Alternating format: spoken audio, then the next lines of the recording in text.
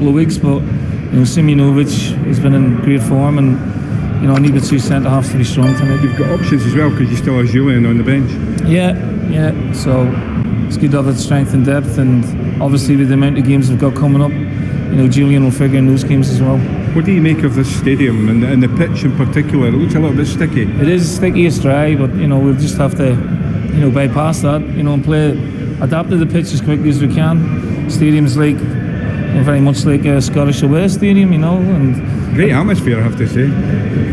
It was quiet the last time, at Maccabi. It's up to us to quieten the crowd. I think, we're capable of scoring away from home, and that's what we're looking to do. And if we're to believe Dan Petrescu, then Celtic are going to be the Ajax of the Champions League this season. Oh, lovely. I'll take that all day long. That, yeah? Absolutely, yeah. So, we're not getting carried away. We've made a great start.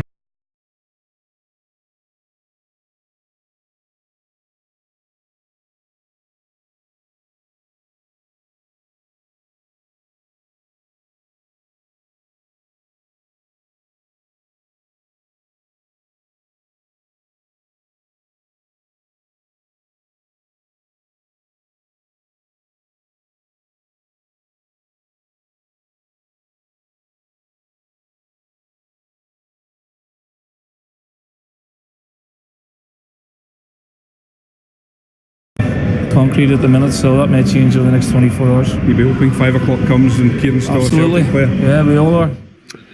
That in itself is going to be fascinating as to what happens to Kieran Tierney. You kind of get the sense that Arsenal they've been in a couple of times, haven't they? And you would imagine that they're going to get very close to. The bottom line is they clearly want the player.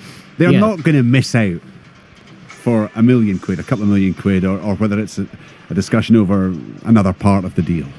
Well, I mean, you say that, and that makes perfect sense. But if that's all it was, then why haven't they just stumped up already? If it's just a question of 3, 4, 5 million. Peter, we all know that Peter Law loves to haggle. Maybe Arsenal are doing absolutely, but Arsenal are doing the same thing, aren't they? We all know that their league season doesn't start till the weekend. There wasn't maybe the same urgency for them. Well, the urgency is on now because it's 5 o'clock tomorrow. And listen, they've done it. They've done some business already. William Saliba from Saint Etienne, 25 million. Nicolas Pepe from Lille, 72 million.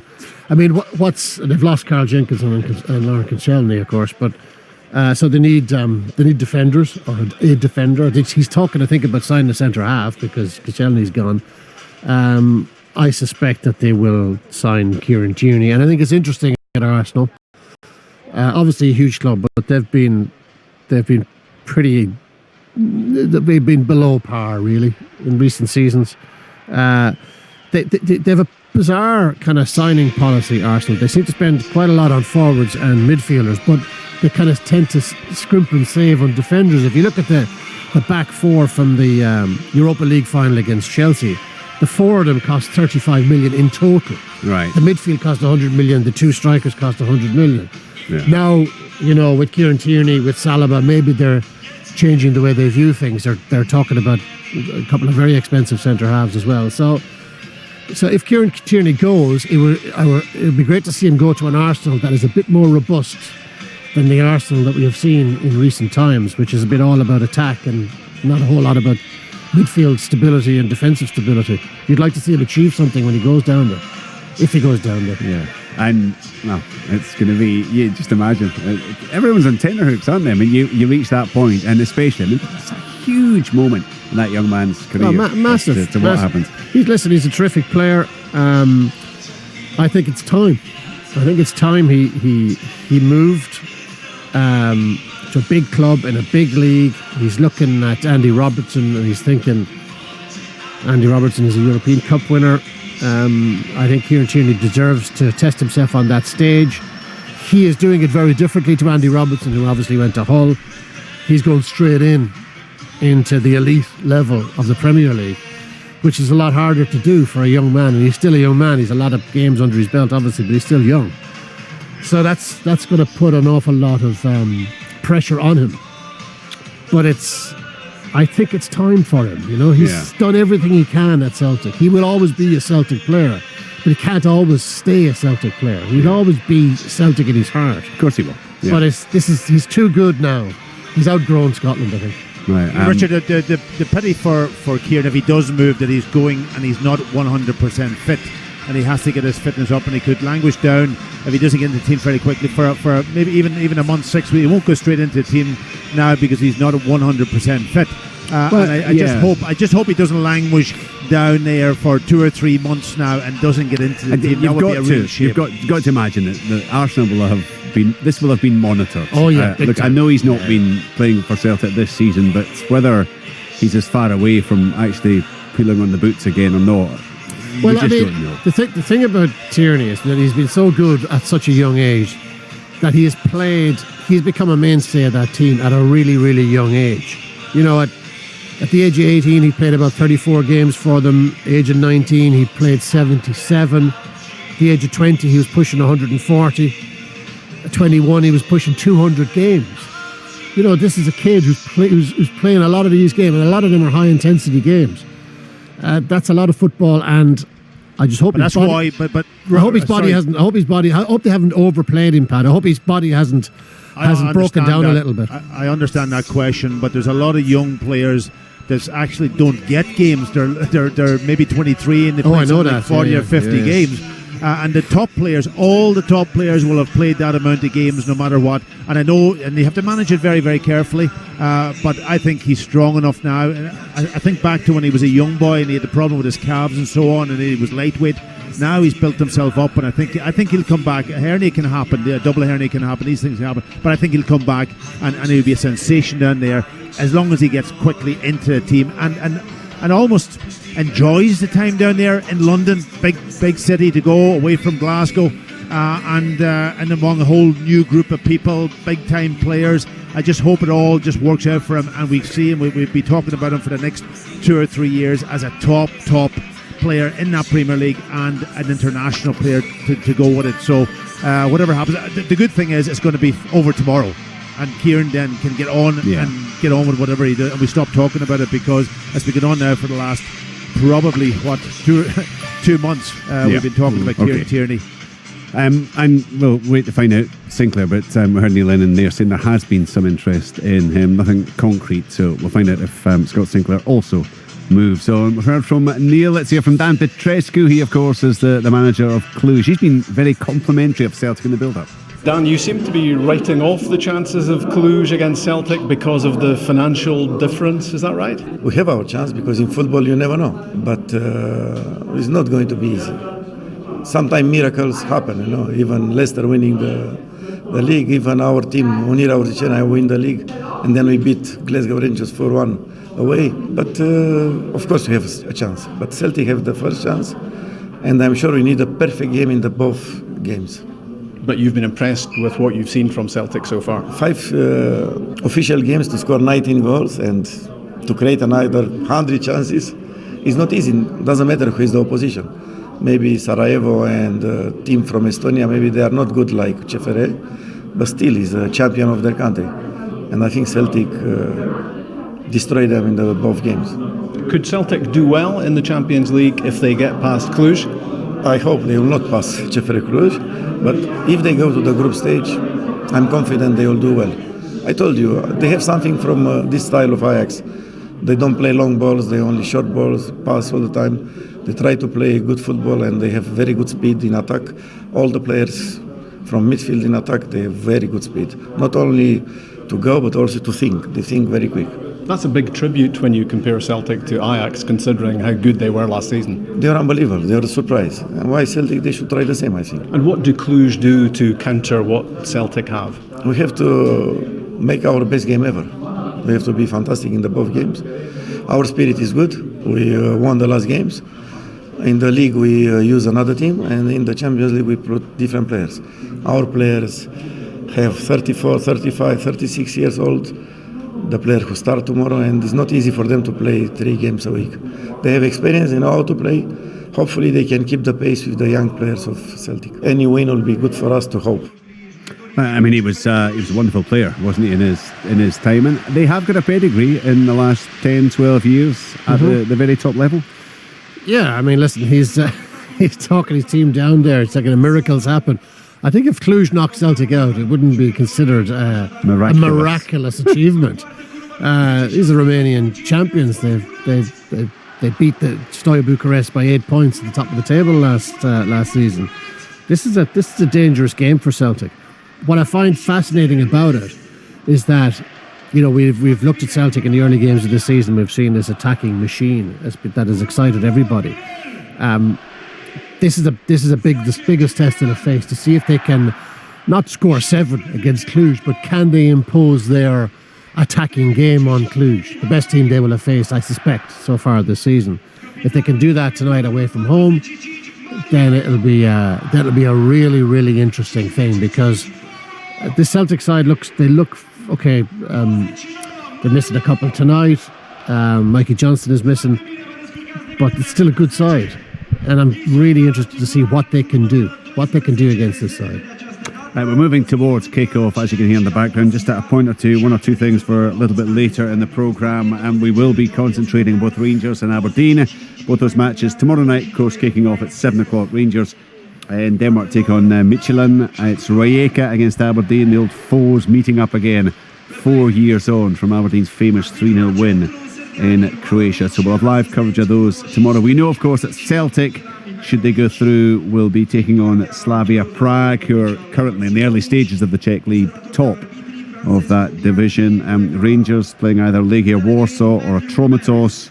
Aberdeen will take on either AEK Larnaca or Ghent. So we'll be keeping an eye on those matches tomorrow night as well, and full coverage of both Rangers and Aberdeen. In terms of the domestic, in terms of Aberdeen, continuing speculation over Scott McKenna. He did board the plane, he did fly out with the Aberdeen squad today. I know the club had put a deadline of Monday night on it for any acceptable bids to come in, but you sense that should something which exceeds acceptable come in, there may still be the opportunity, I guess. Derek McInnes himself saying, as far as I know, Scott plays tomorrow, nothing's happening, but if that bid does come in ahead of 5 o'clock tomorrow, or whatever the actual deadline is, then it may be that things will change. So we'll talk a wee bit about that. Hamilton have signed central defender 20-year-old Sam Stubbs on loan from Middlesbrough. He is the son of Alan Stubbs, and that's when you know you're getting old, when the players you still remember very clearly from their playing days suddenly have 20-year-old sons. Have you only just started to feel old? Not only just, but I kind of saw the story earlier that, oh my God, the son of Alan Stubbs. Colin Doyle, the goalie, has extended his Hearts contract until the summer of 2021. So we'll have plenty to keep us occupied a little bit later. It is all about Celtic now, though, and this, I mean, you've got to say that in terms of what they've had so far, Sarajevo, Nome Kalju, you heard what Dan Petrescu thought of those two. Slavia Prague, I mentioned, they are top of the Czech League 4 games in, but they are not one of the giants of European football. Cluj probably fall into a similar category. This is a real chance for Celtic to get through the Champions League the way they've been playing. It is, yeah. I suspect that they will get through this tie. Slavia Prague are a good side. I think that's going to be a really, really hard one. That is a side with very recent pedigree in Europe. Yeah. Went all the way to the quarterfinals in Europa League last season. Serious team. But let's have a look at Cluj first before jumping the gun. Well, clearly they have to do that, but because the draws are done in advance, then you're getting ahead of it's yourself. Inevitable. You're getting too giddy. Well, it's inevitable that you do that. Celtic play the way they've been playing so far this season, then they will get through this time. Yeah, we don't know. You have doubts, then you have serious doubts. I just don't know enough about Cluj and what they're going to bring to the table. I think if Celtic produce their very best stuff, then they have a real chance. Yeah, absolutely they do.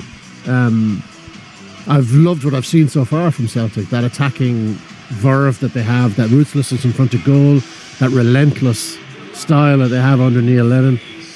But this looks like a good side with a pedigree. So respect to them. Right, just quickly, because I know Rob's been studying them, he's been watching them. What kind of football, what kind of brand of football can we anticipate from Cluj, Rob? Very direct, Richard. They don't really dally with it in the midfield. They don't tend to pass it through that area. They tend to launch it up long and just look to get on the ball in the attacking areas.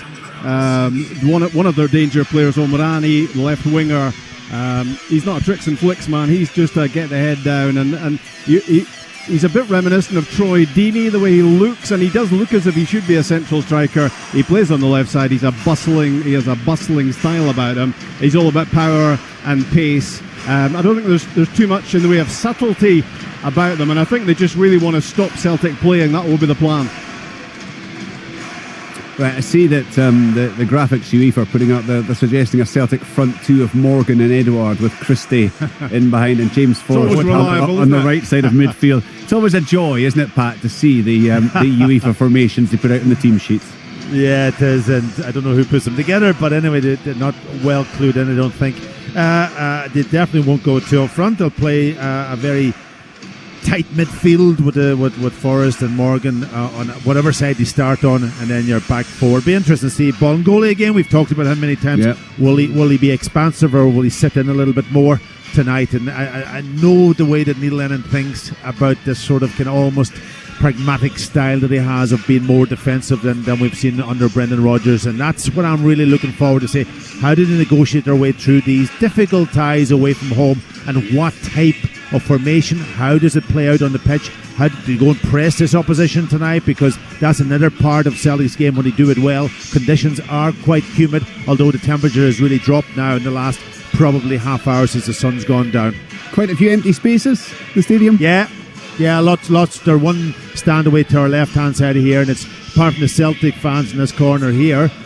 There's nobody up on the top end, and maybe apart from a few security guys. And then the opposite end is there's no stand at all, so that's not a problem. Yeah, I mean, it holds 23,000, Richard, and it doesn't look a whole lot more than half full, to be honest. So maybe 10, 12,000. The main stand that we're in is pretty full.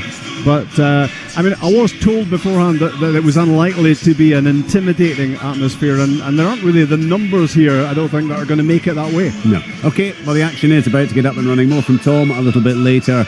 Right now, it is the third qualifying round in this season's Champions League. It's the first leg in Transylvania, CFR, or as Rob and Dan call it, Chifre Cluj against Celtic. Go with them.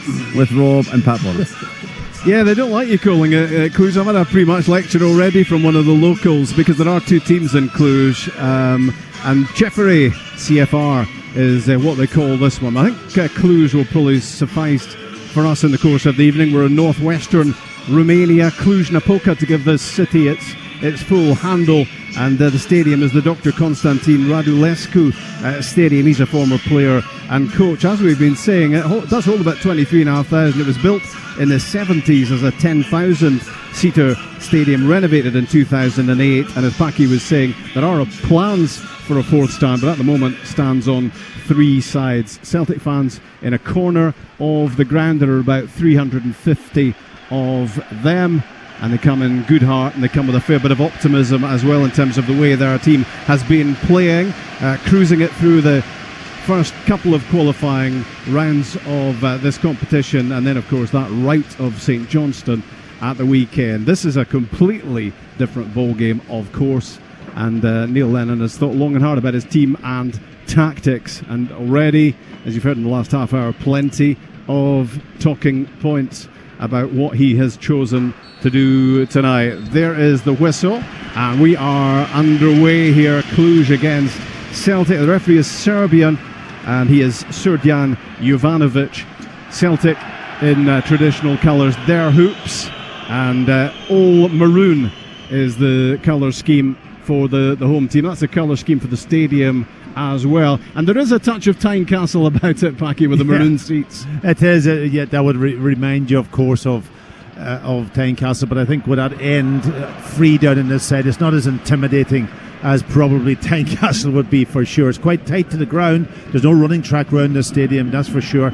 And just seeing their goalkeeper here having a horrendous swipe at the ball and knocks it out and gives possession back deep in the opposition half to Celtic. Ryan Christie to the byline. He hooks the ball in from the right side. It's headed clear, but it's a really nervy start by Cluj here, in a horribly sliced clearance by the goalkeeper Arlauskas, the Lithuanian. He's not off to a solid start at all, and Celtic are where they want to be in the first minute of the match, getting into the attacking areas. In the end, the ball cannons behind off the right back El Hamed, and it will be a goal kick for Cluj. But positive from Celtic and a little bit twitchy from the Romanian champions and the team who are currently sharing top spot, 4 games in the Romanian league, unbeaten domestically, joint top of the table. And the goalkeepers followed a sliced left foot clearance with a goal kick which has gone directly out of play. He'll look to get better this time with his right foot. And so hopefully that will continue into this game, that he could be the weak point, and Celtic could capitalise on it. But Celtic need to get a hold of the ball now, just keep this team working a little bit. It was interesting, the first ball that came to Ayer after Bolingoli lost the ball, the first thing he did was smack it right down the pitch. So I don't see Celtic building too much of the game. The ball played up by Bain to Morgan, bounced off Lewis Morgan, and for a moment it looked like a promising situation for Cluj, but Celtic have it back. Not too much flow about the game in the opening couple of minutes, and the ball was given away by Chris Ayer. That was poor from him, and it shifted across to the left hand side, and Omrani with his first chance to drive a ball into the middle, and Jozo Shimunovic heads it away. That's another firm expectation tonight. When they do get the ball wide, they will put it in the box early on, and that was exactly what Omrani was doing there, and it was headed away by Shimunovic. And now Celtic look to get down the left side with Bolingoli. Infield to Callum McGregor, who's in harness with Scott Brown in that central area. Ryan Christie will look to just get into the sort of room. Well, he won't expect the sort of room he had on Saturday against St Johnstone, because he was allowed the sort of room from which he scored that spectacular hat-trick. Camora at left back for Jeffrey Cluj, plays it up to the edge of the box, and it's well defended, coolly defended as well by Shimunovic. But there's just a nervousness in the opening few minutes about Dan Petrescu-Evan's team. Yeah, because obviously he's talked up Celtic so much, maybe that's sort of rubbed off on his players, and they are a little bit nervous coming into this one. Celtic have started quite well, they've moved the ball well. First chance I've had to look at the right back, El Hamed is breaking down the right hand side. He's just unfortunate. Yeah, he got himself in a really good area. Omrani went back with him, the left winger for Cluj. El Hamed looked to have got beyond him to get the ball, and he couldn't quite get his right boot wrapped around it to get that into the middle. He was well picked out initially by a ball out from Ayer, who gave it away with his last contribution, but that was much better from the young Norwegian, finding the Israeli right back on the move down the flank. The ball is flicked on by Christie. Odson Edouard is 25 yards from goal. It's a great strike from him as well. And down to his left side goes Arlauskas to make the save. Great effort from Edouard. Yeah, it's a good effort. Cutting in on his left-hand side from about 23 yards out, and takes on the shot early in the game, which is really good. The goalkeeper again kind of was down to his left-hand side, but he let the ball actually slip from his grasp and nearly spun over the top of him and into the net. But a good start from Celtic, you've got to say. A shot on target early in the game. The ball played downfield by Arlauskas, flicked on by Omrani, as Cluj look to create their first opportunity. Great ball into the 6-yard box, and terrific defending by Chris Ayer. He was quickest to react to Rondon's cutback, and he puts it behind. Yeah, that got the crowd going here. Initially it was poor defending from El Hamed. He didn't want the header, and when it was flicked on, they eventually got possession, and they had two bodies in round about Scott Bain, and just Christopher sticking out that big leg to knock it behind for the corner, but they have to defend now. The corner kick on the left hand side, just in front of the 350 Celtic fans.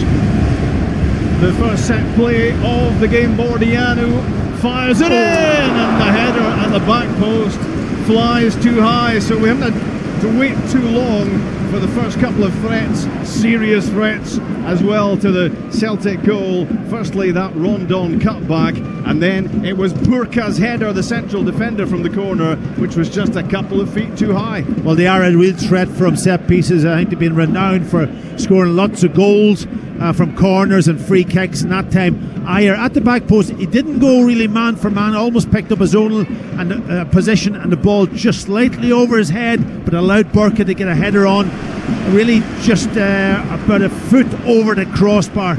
and that's real danger for Celtic. So they have to defend these corners and set pieces with their life. That's been a lively minute and a half with the Edouard shot from the edge of the box saved by the goalkeeper at one end, and immediately the response from the home team. Rondon's cut back, turned behind by Ayer, and that bulleted header by Burka, who had his head in his hands afterwards because he realised that was a real chance to at least be working Scott Bain in the Celtic goal. In the midfield is Bordiano, who hits a long diagonal looking for Omrani, headed away by El Hamed for Celtic. Forrest gets his head to it looking for Brown, and it's all tidied up in the end by Callum McGregor. Played to El Hamed, takes a touch, playing himself into trouble. The maroon shirt swarming around him, and the ball is swept in from the left-hand side and prodded away by Shimunovic. He's not going to get that amount of time on the ball on his first European start for Celtic, El Hamed. No, absolutely, and it's really interesting. There's a good break from Celtic. Oh, it's a poor pass from young Lewis Morgan, but it's really interesting from Cluj. When they're wide in the wide areas, they put the ball in almost off their second touch. Bordiano threads the ball through, or tries to. It's a good cutout by El Hamed. Omrani was heading for the byline, and that was the plan from the midfielder Bordiano, and it was a good cutout. And now this match is really open, and Ryan Christie is racing down to the other end and tries a left foot shot from the right side of the box, and it's blocked and cleared, and the ball is not being held in the midfield for any length of time. Mario Rondon down the left side for Cluj, onside, plays it in with the outside of his right boot, and ball and goalie turns it behind. This is so open. Yeah, too open, far too open from Celtic's perspective. That was a poor decision from the two centre halves, almost stepping up and allowing, and they got it all wrong, you've got to say. And Rondon down the left hand side, he didn't have many bodies to pick up, played in with his right outside of his right foot into an area, but they've got their corner from it again, an intercept piece. We've seen the last one, Celtic didn't defend it that well. They played their kind of almost, I think two of them's going man for man, but they're picking up zonal positions, the rest of them, and they've just got to get this right.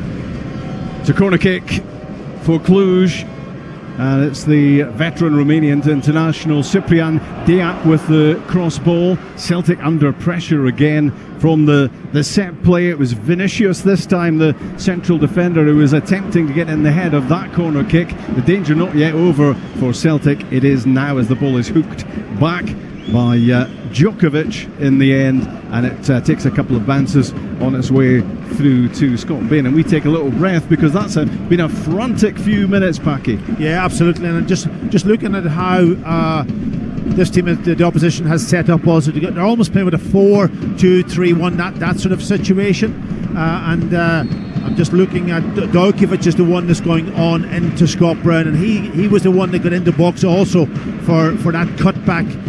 So he's a dangerous player, picks up good positions. Ryan Christie almost in there as the mistake came in the Cluj defence. Now they look to get forward with Susic on the right side, and he switches it quickly across to the left to Omrani. One touch and he rolls the ball in front of the midfielder Djokovic, and off balance on the byline. His cross is way over a hit, and it's gone all the way out for a throw-in for Celtic. Left side, you're with Sports Sound on BBC Radio Scotland. 10 minutes played in Romania. It's Cluj 0, Celtic 0, but not for the want of trying by both teams. Djokovic again getting himself in a really good position. He's playing almost in that sort of role off the front man. Scott Brown's the guy, the player who will be picking up, but he's making really good runs off Scott Brown when they have the ball, getting into really good positions.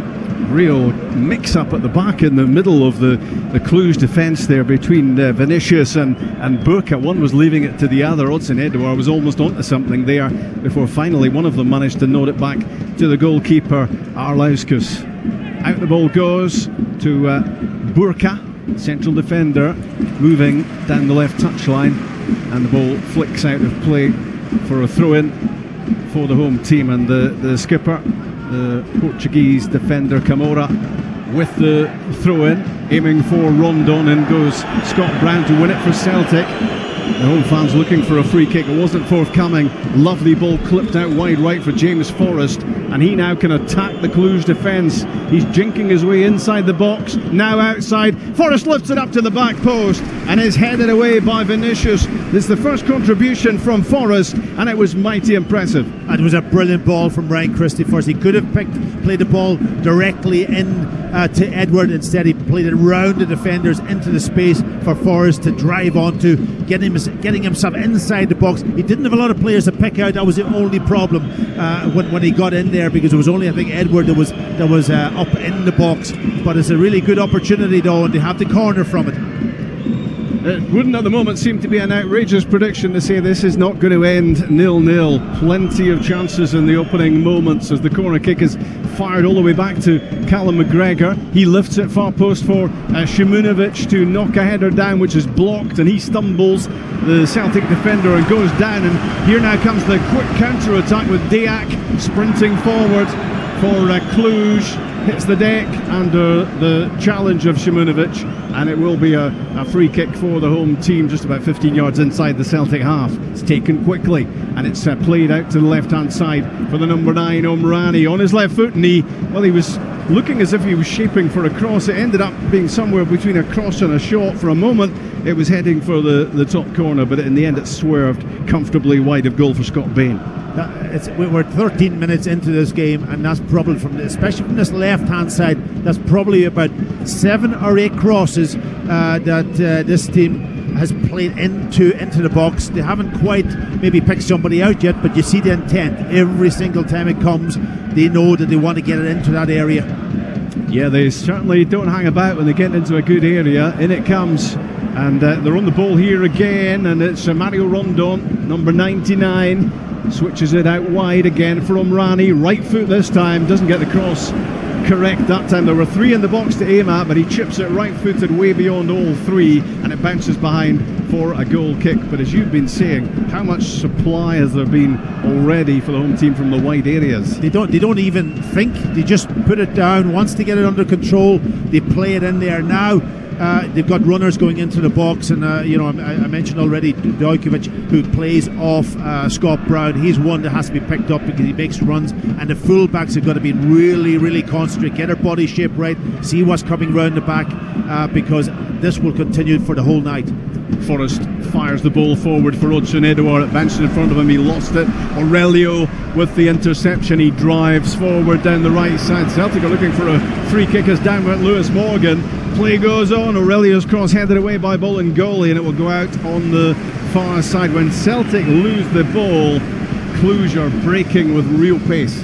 Yeah, I think if you step up to this level now, you're going to have periods in the game when the opposition, especially at home, are going to get control of the game and make sure now you've got to stand up, you've got to be really, really good defensively, and everybody talking and organising, and now when you don't have the ball.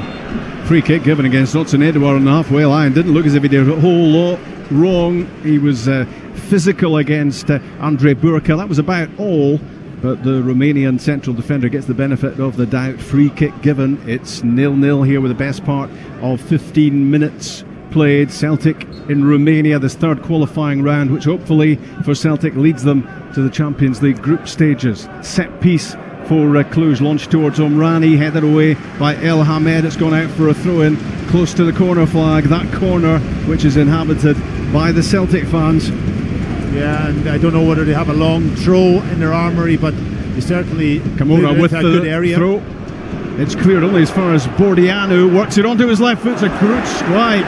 It's a really good hit, and it's blocked by Chris Ayer. He looked as if he was going to hit it with his right initially, then the left from the midfielder. He got real power behind it, and it was a good block by the 21-year-old Norwegian. Yeah, and there were so many bodies in front of Scott Bain also. If that had to go through players, I think it was really on target and was heading probably for the left-hand side and just inside the post. So it was a good block by Ayer, important block. The going clearly gets tougher for Celtic with each passing round. Sarajevo and Nomikalu beaten so far in the qualifiers. Can they get the result here tonight, which at least lays the foundations for the job to be done next Tuesday at Celtic Park? And they're trying to build something here at the edge of the area. The ball slipped through by Morgan in the direction of Edouard. It's cleared in the end by Susic, came off Bolingoli. The throw-in is 10 yards from the corner flag for Cluj, right-hand side. Yeah, Celtic just got to get a hold of the ball and keep it for a little while and just take the heat out of this game and just try and maybe see what this team can actually defend also, because I think that they're very strong going forward. Chevrolet, let's call it. Will we call them Chevrolet or Cluj tonight? Up to you. What do you want to go for? No, I think we'll just go Cluj and keep it simple. But when we're talking to the locals, we've got to say Chevrolet, although they'll give us a hard time if not, because they point out, well, you don't call Rangers and Celtic Glasgow, do you? And there are two teams in Cluj. Cluj will do for us, and it's 0-0 against Celtic here in this third qualifying round of the Champions League. It's all about Aberdeen and Rangers in the Europa League qualifiers tomorrow night. Lovely touch here by Ryan Christie. He's off and running. He's making a really direct move to the edge of the area. Wide is Lewis Morgan. He curls in a low ball, which is outside the box now for James Forrest to collect. Picks up pace, he drives to the byline, he fires one across goal, and it's gone behind off Kimura. It will be a Celtic corner. Every time James Forrest has been on the ball, he has looked distinctly dangerous. Yeah, he's got the pace, hasn't he? He can go inside, outside, and then of course when he gets into good positions he can deliver. But that was brilliant play from Brian Christie, playing in that sort of number 10 position as he started the season. Lovely touch to beat his opposition player and drive forward, and releasing then out to the left hand side to Lewis Morgan. Corner kick for Celtic on the right hand side, 5 in the box. Ryan Christie fires it in, and it was a really good movement there towards the ball from El Hamed, and he got a pretty clear header on it, but it looped wide of the far post, and then he'll be disappointed he didn't do more with that, because his little darting run at the near post found him a fair bit of room. Yeah, he just got actually too much on it. If he just had a slighter glance off his head, I think it was going into the back post. He just got a wee bit too much on it and just lifted it over the crossbar. But good movement, and he is a decent size, so he's another potent tool for Celtic from set pieces. Yeah, he does add to the options, doesn't he? He's an Israeli international signed from Hapoel Beersheva for about $1.5 million, and there was a doubt about him making this after being injured on Saturday against St Johnstone, but he is in. He's shown a little bit of hesitation once or twice defensively here tonight, but that's a demonstration there of what he adds for Celtic in the attacking areas. Tall enough to be a threat from set pieces. Here goes Lewis Morgan powering down the middle and trying the long range shot at goal from about 35 yards out, but he was losing his footing as he struck it, and it went well wide. Yeah, he's complaining that he was just clipped, his heel was clipped just as he drew his foot back. He didn't quite make the connection, but the referee just didn't give him anything in that situation. But they're picking out decent passes into that player who's playing in that sort of almost free role, and that's what's causing Cluj a little bit of a problem.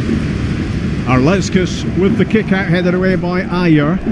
Back in the midfield with Scott Brown and Callum McGregor. They're shut down quickly, but the ball breaks kindly for James Forrest, and he looked as if he was fouled by Aurelio in the middle of the pitch, but the referee says play on. Forrest gets back to his feet. The ball is switched across to the Cluj left, and it's turned out of play by Hatem El Hamed, wearing 33 on his back. His first taste of European action with Celtic, and the ball is played down the line looking for Mario Rondon. Celtic get it clear. Another challenge on Forrest. This time the free kick will be given midway inside the Celtic half. We've played 20 minutes, Cluj 0, Celtic 0. And I've got to say, in the last sort of maybe 5, 6, 7 minutes, Celtic have got a little bit more control of the game, and they've taken the heat out of it.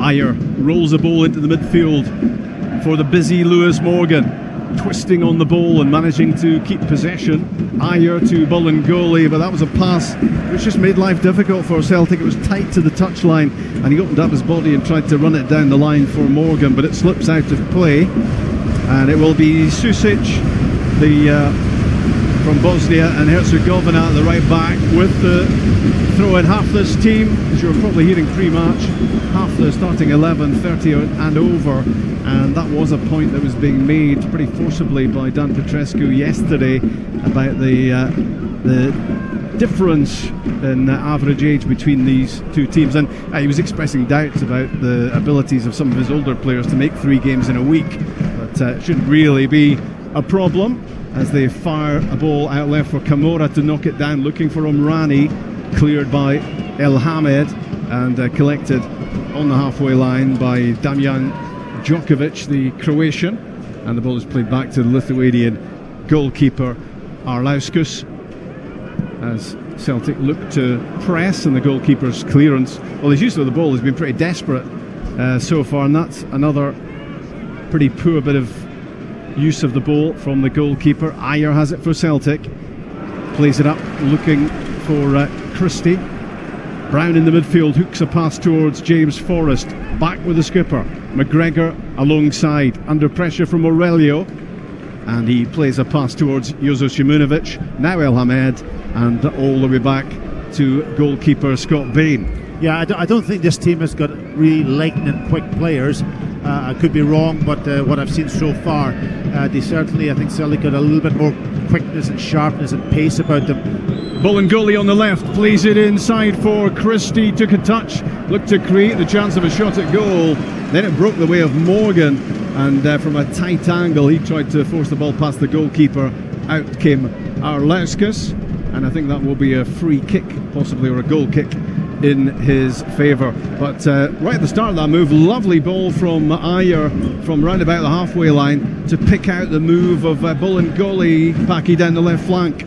Yes, and you know, I talked about that little bit of sharpness and ability on the ball and quickness of Celtic. I think they have that over this team, but they've just got to keep their nerve. When you get to this stage, it's not just about technical and the physical side, it's about the mentality side. And if you can sort of muster that and just keep your composure and keep that ball moving off your first, second touch and get passes into good positions where Celtic can go and really attack this back four, I think there'll be a goal in this game for Celtic. But they've got to keep it out of the other end. That's the important thing. 5 titles for Cluj in the last 12 years, and here they are on the attack with Omrani, and again it's just shifted really quickly to him. And from the left side of the penalty box, he attempted a shot at goal. He's claiming a deflection. It certainly looked from here there was nothing on it after his strike, and it's gone wide of goal. Yeah, it was. He picked up a good position actually between Celtic's right back and right centre back, but he didn't quite have the pace to get away to get that shot on target. But certainly, you know, Celtic just got to be careful when they lose the ball, that they're in good defensive positions and they don't allow any silly mistake early in this game to bring this crowd alive and bring this confidence of this team up. They have the beating of them from what I've seen so far. They just got to do their business properly tonight. Well, you were talking there, Paki. Lovely kick out from Scott Bain, picking out El Hamed, moving down the right touchline. I'm surprised, being a goalkeeper, you didn't actually interrupt what you were saying to talk about that, because it was, in contrast to some of the distribution from his opposite number, that was pinpoint from the Celtic goalkeeper, finding El Hamed making a move down the touchline. Long ball launched by Cluj. There's a feature of the evening already. Celtic return it up to Odsun Edouard, brave on the ball, and there was a high boot there. He's caught a kick in the face, and it's going to be a yellow card for Mihai Bordianu, the Cluj midfielder. That was dangerous, and Odsun Edouard felt that one. Yeah, he used his body well to try to get himself between the ball and the player, but obviously the high boot just caught him on the head. He'll be okay though. He'll get up and he'll be on his feet in a second or two. I don't think there's even anybody going to come on to give him a little bit of treatment. But just going back to Scott Bain's pass that you mentioned, that I didn't give him a little bit of praise for it. I knew you'd make up for later. What I do think that will be a real option now for Celtic with El Hamed pushing up on the right hand side, because he's a big 6 foot. He looks like about 6, maybe 6'1", 6'2", as a full back. Edward up front is an option, and I don't think they'll take chances at the back. So those will be the two areas I expect Scott Bain to drive those restart those goal kicks into. This could be a useful area for Ryan Christie with a free kick. It's about 15 yards in from the touchline, right hand side, midway inside the Cluj half. And Celtic have Ayer and Shimunovic up alongside Edouard, Brown and Morgan in there as well. Forrest just withdrawn. Christie plays in the free kick. Well, it doesn't matter who was where inside the box, because that set piece from Ryan Christie didn't get beyond the first man for Cluj. That was disappointing from the on-form Christie. Didn't get height on it, that was a problem. You've got the big guys up, you've got to get into the right area. Here goes James Forrest running with the ball. He's gone all the way inside the area. His shot takes a deflection, and you just wondered for a moment where the spin was taking that. It's taken it in the end away from the goalkeeper, wide of goal, and it will be now a corner kick for Celtic. Yeah, he had a little opportunity to release El Hamid, who did a little overlap down the right hand side, but he just delayed on it and the opportunity was gone. Then he took on the shot, but it could have went anywhere. It's just gone over the crossbar. Corner for Celtic from the opposite side this time, way over the left hand side. See what they can make of it. We're in the 27th minute in Romania. Corner kick for Celtic on the left hand side. Ryan Christie with it, out swinging and headed clear, only as far as James Forrest, who bangs it back in from 30 yards. His effort blocked. Now the team in All Maroon look to counter, and they have numbers, and Celtic look thin at the back as they look to build it. It's played in behind for Mario Rondon. The Venezuelan strikes the first blow of this first leg. After 27 minutes, Cluj are ahead against Celtic by a goal to nil. I thought he was offside, Rob. I thought he would at least was a yard offside. I'd like to see that one again when the pass was made. But Celtic got done on the counter-attack from the corner. They didn't defend it properly around the edge of the box. When young Lewis Morgan, he almost tripped over himself, went down. That created the 2v1 situation. But I certainly thought that the striker that scored was offside by at least a yard when that ball was played. Serbian officials here tonight, bordering Romania, but I would love to see that one again. Well, this is a noisy place at the moment as the Romanian champions go in front against Celtic. Picked off on the counter. You were half expecting to see a flag going up there, but he timed his run perfectly, it seems. I think the television replays are confirming he was very much onside. It was good movement from him and a clinical finish. It flew past Scott Bain, and Celtic are a goal down. Yes, well, I obviously misjudged it, but I thought he was. But anyway, it looks as if he wasn't offside. The ball was sort of almost hit straight at Scott in that area where it's almost underneath his body, underneath his legs, it's a very unfortunate start from Celtic because they were in a really good position. I think that was them just starting to control the game a little bit in the last probably 10-12 minutes. But now they have got to really keep their composure because the crowd are really up for it. And obviously the opposition, their confidence is high in this situation. But the game's still there for them to get the result. I did say before the game, I think you also said that maybe a scoring draw would be a good result for Celtic. Now it has to be a scoring draw, really. They've got to get some sort of goal out of this game to put themselves in a better position for the return.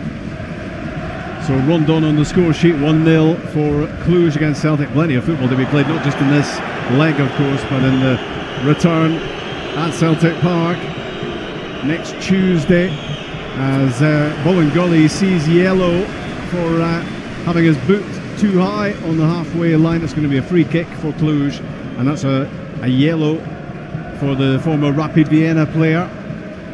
Yeah, it was a kind of a delayed reaction from the referee. I thought he was just going to give the free kick, but the crowd reacted and then the referee reacted to it. So, he goes in the book, and that's not something that he wants to have against him at this so early in the game.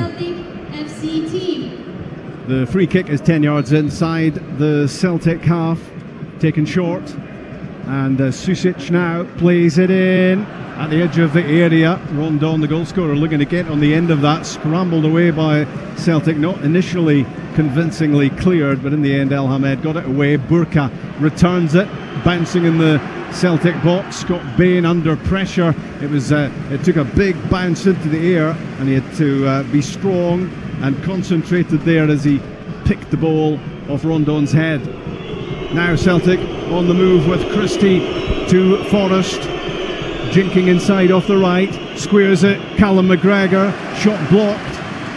Maybe a little bit too obvious.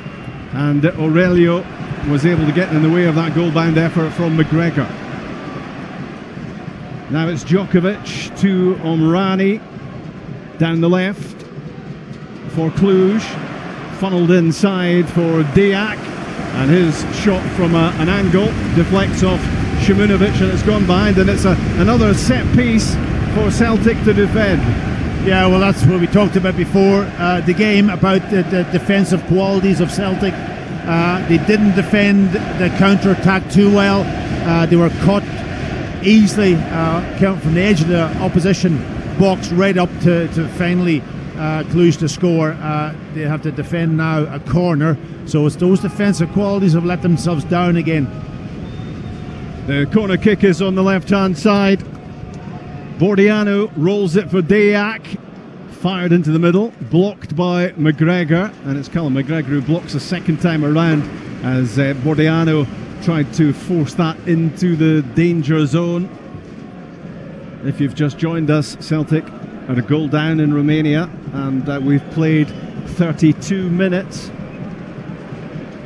No cause for panic, of course, for Celtic, who've had attacking opportunities themselves. It opened up as a very open game, and now the chance for a throw-in from the left side. Kamora plays it in, it flicks off the head of Brown. It was cleared only as far as Omrani at the edge of the box. I fancy that might have been a more dangerous situation had it been on his left foot. Fell on his right, and his shot is deflected behind. It's going to be another corner. Yeah, it was just one of those headers, those defensive headers from Scott Brown. He had to get his head on it, just drops, he chests the ball really well down into the space, takes a swipe almost at it, but it goes deflected for a corner. Again, another defensive situation that Celtic will have to keep their concentration. Bordiano fires in the corner kick, right into the heart of the 6-yard box. It was played with so much pace, Scott Bain couldn't possibly be coming for it. Celtic get it clear. It's a really important phase of the game, you feel this, and there's a chance on the counter-attack now for Lewis Morgan. He powers down the left-hand side, heading towards the byline. The challenge on Morgan at the corner of the penalty box, and as the former St Mirren man went down, that will be a free kick. Here's a set play opportunity for Celtic. Yes, right on the corner of the 18-yard over that left-hand side.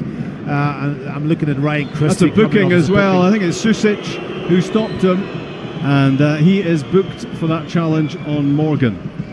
Yeah, it's a good position for Celtic, but I'm just looking at this Cluj team. They're very, very much like a British team, aren't they? Really strong, physical, and very direct, one-dimensional, you could say, when they get the ball into the wide areas, get it in the box and get bodies flooding the box. And Celtic probably haven't come up against this type of opposition too often. In European football, it's normally a team that likes to get on the ball, but this is a good chance for them to test this goalkeeper. The ball is just a couple of feet away from the left corner of the penalty box. Morgan and Christie stand overless. 5 lined up inside the box for Celtic. Can Neil Lennon's team get some joy from this? Christie curls it in, lots on it, too much on it, way beyond the far post, and Jozo Shimunovic had a swing at it with his right foot to try and keep it alive, but he just always put too much on that delivery, Ryan Christie. Yeah, it was just a little bit overhead, but I thought maybe the Shimunovic could have maybe tried to go and knock it back with his head rather than his foot. The ball was too high for him to really get good contact with his right foot, and it goes way over and wide of the crossbar, but it was a good position, and Celtic did make the most of it. Celtic have scored 19 goals so far this season in their 5 games.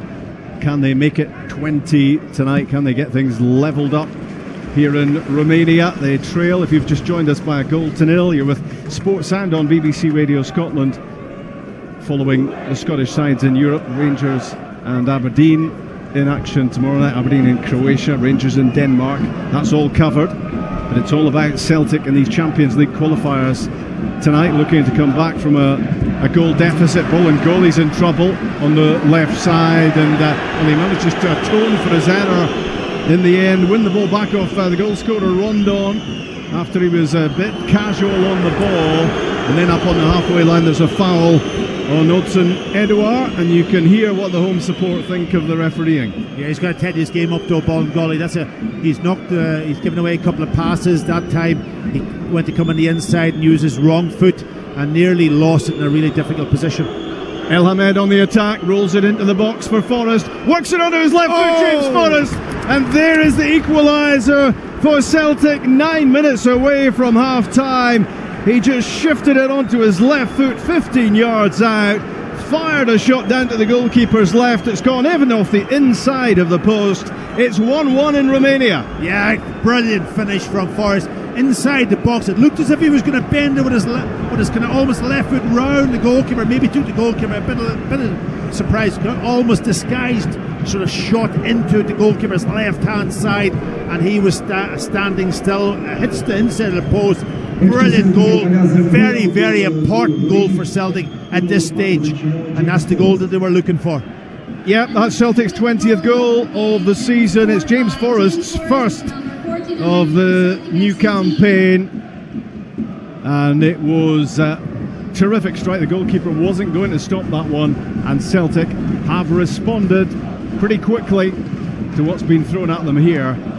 And 8 minutes away from the interval, all square in Cluj, and Odsonne-Edouard in possession, and he holds it up well and he plays it left side for Lewis Morgan, surrounded by maroon shirts, plays it back to Bolingoli, inside for McGregor, into the feet of Edouard, 25 yards out.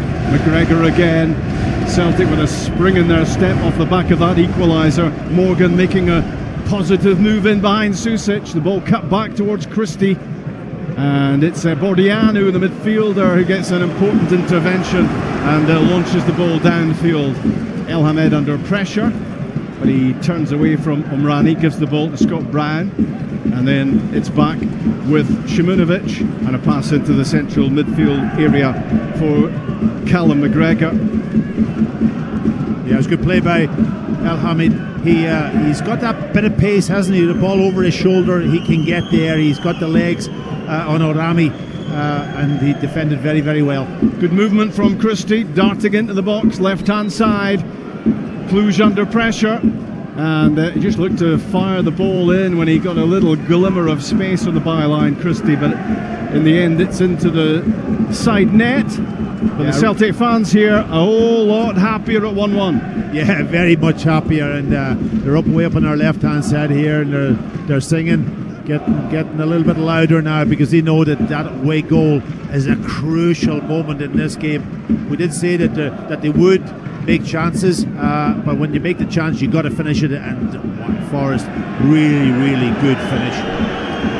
Around about 10 minutes between the goals. Mario Rondon for CFR Cluj and James Forrest. How good was Forrest last season, both for club and country? Quite phenomenal, the steps of progress he made in the last campaign, scoring goals for fun. But he gets himself into the positions, that time he was in round about 15 yards, level with the penalty spot, in a position where he can score, and coming from that wide area, and real good movement. In the centre circle is Djokovic under pressure from Brown, and the pass goes astray, and El Hamed has it, and he's growing in the game. His assist for the Forest goal, and here goes the goal scorer, turning inside and just losing possession of the ball in the end, but his value to Celtic is clear. Forrest. Kamora from the back plays it up towards Rondon, his flick towards Deac, breaks back for Rondon, and a really good challenge at the edge of the area by Chris Ayer. He had to get that absolutely right, and he got it spot on. He had to get it was the second phase. The first phase was pretty poor defending, I've got to say. When the ball was played up, they should have defended and won that first ball. Didn't do that, and then eventually he had to then step in and clear the situation. Here's a chance for Celtic. Edouard makes a move up to the edge of the area, drifting now towards the left-hand side, looking for support, and it's back with Callum McGregor. Square ball for Scott Brown and across to the right for Forrest. He just gets the ball caught under his foot for a moment there, and as he tried to get the ball back, he fouled the Cluj skipper Kimura. It will be a free kick for the home team. We're inside the final 5 minutes of the first half, and it's 1-1. That goal couldn't have come at a better time. Could have just, about 8 minutes before half time. The Celtic will be happy to get in now and just talk. Let him talk a little bit about making sure they don't give anything else away in this game. But there is goals in it for them. They have the qualities with Christie, Forrest, young Lewis Morgan, Edward to get maybe another goal in this game. Burka with the free kick for Cluj. Diak chasing down the right side. Across goes Bolingoli. Flicks it up, tries to clear, deflected, and it was almost dropping for Omrani at the edge of the area. He having drifted across to the right hand side. Home team in possession. Another ball fired in very quickly from out wide and well dealt with by Shimunovic. Celtic looking to counter, but the referee's going to stop the game, and he's going to show a yellow card to, I think, Lewis Morgan. I'll tell you what, he is quick pulling those cards out of his pocket. The Celtic players, that's another thing that they'll have to be very, very, especially the ones who've been booked, very careful that they don't get another yellow card and see Celtic going down to 10 men. But just got to be careful. You're away from home European football. Serbian referee, he'll always be dangerous of showing cards, and he's very, very quick to go to his pocket. It was Morgan who was booked for the foul on Aurelio. It will be a free kick for Cluj out on the right side, just about midway inside the Celtic half. It's about 15 yards in from that touchline, and we are inside the last 3 minutes of the first 45. Rondon scoring for Cluj, and James Forrest with the reply for Celtic. It's delicately balanced, this. It's been an open game. Plenty of attacking opportunities for both these teams. Bordiano is over the ball here. Kimura will swing it into the back post, and it was watched all the way by Scott Brown, who head flicks the ball behind. Corner kick. Yeah, good defending, but I thought Scott Bain could have came for that one. It travelled a long way, almost to about 3 or 4 yards past the post, nearly on the end line when Scott Brown headed it. I think it was one where Scott Bain should have really been coming and dealing with in this last minute of this first half, and they've got to defend the corner now again. The first half coming to a close in Romania. Bordiano fires in another free kick from the left side. Ryan Christie got his head to it at the near post. It's Romanian. Bordiano again on the byline, plays it back. The ball is curled in towards the back post by Djokovic, and a good header, well won by Shimunovic, just flicking it clear, and in the end the ball is rolled back into the welcoming gloves of Scott Bain, beaten by that clinical finish from Rondon. Celtic replying 10 minutes later as the television reruns show that free kick again from Diak. It was whipped into a pretty good area, and it was a good reading of the game from Brown, sensing where that was going to pop up, and he dealt with it well. Celtic on the attack. Edouard on the right, into Forrest, flicked again to the young Frenchman, edge of the area, tries to bustle through, but too many maroon shirts in the way, and the ball is on the halfway line with Ayer and McGregor just in front. Left side Bolingoli, loose pass from him. He was trying to pick out Morgan, but not good enough from Bolingoli. He's given it away more than once in this match, and now it's the typically direct play from the Romanians. Diak into the box for Omrani, right hand side, and Bilal Omrani's shot is blocked, and it's going to go out far side for a throw. Oh, you're absolutely right, Robbie. Bolingoli's given the ball away now on 3 or 4 occasions. That time loose pass, and then he ends up having to defend. Then he goes with the wrong foot when he's in a 1v1 situation. Here's Bordiano in the middle of the pitch, sliding challenge from Christie, wins it well. There was booing from the home fans looking for a free kick. There is no free kick, but the whistle from the Serbian referee signals the end of the first half. It's been open house here pretty much from kick-off. An incredible game that is swept from one end to the other very regularly. It was Cluj who went in front on a quick counter-attack. They don't hang about when they've got the ball. They just shift it forward really quickly. Mario Rondon kept himself onside, and he slipped a right foot shot past Scott Bain for the opening goal. Celtic equalising 10 minutes later. El Hamed was the set-up man from the right side. He rolled the ball into the penalty box for James Forrest. He jinked onto his left foot and fired a left footer in off the inside of the post. In Romania at half-time, Cluj 1, Celtic 1. Celtic in the Champions League qualifiers, live on Sportsound. From BBC Radio Scotland, there's no substitute.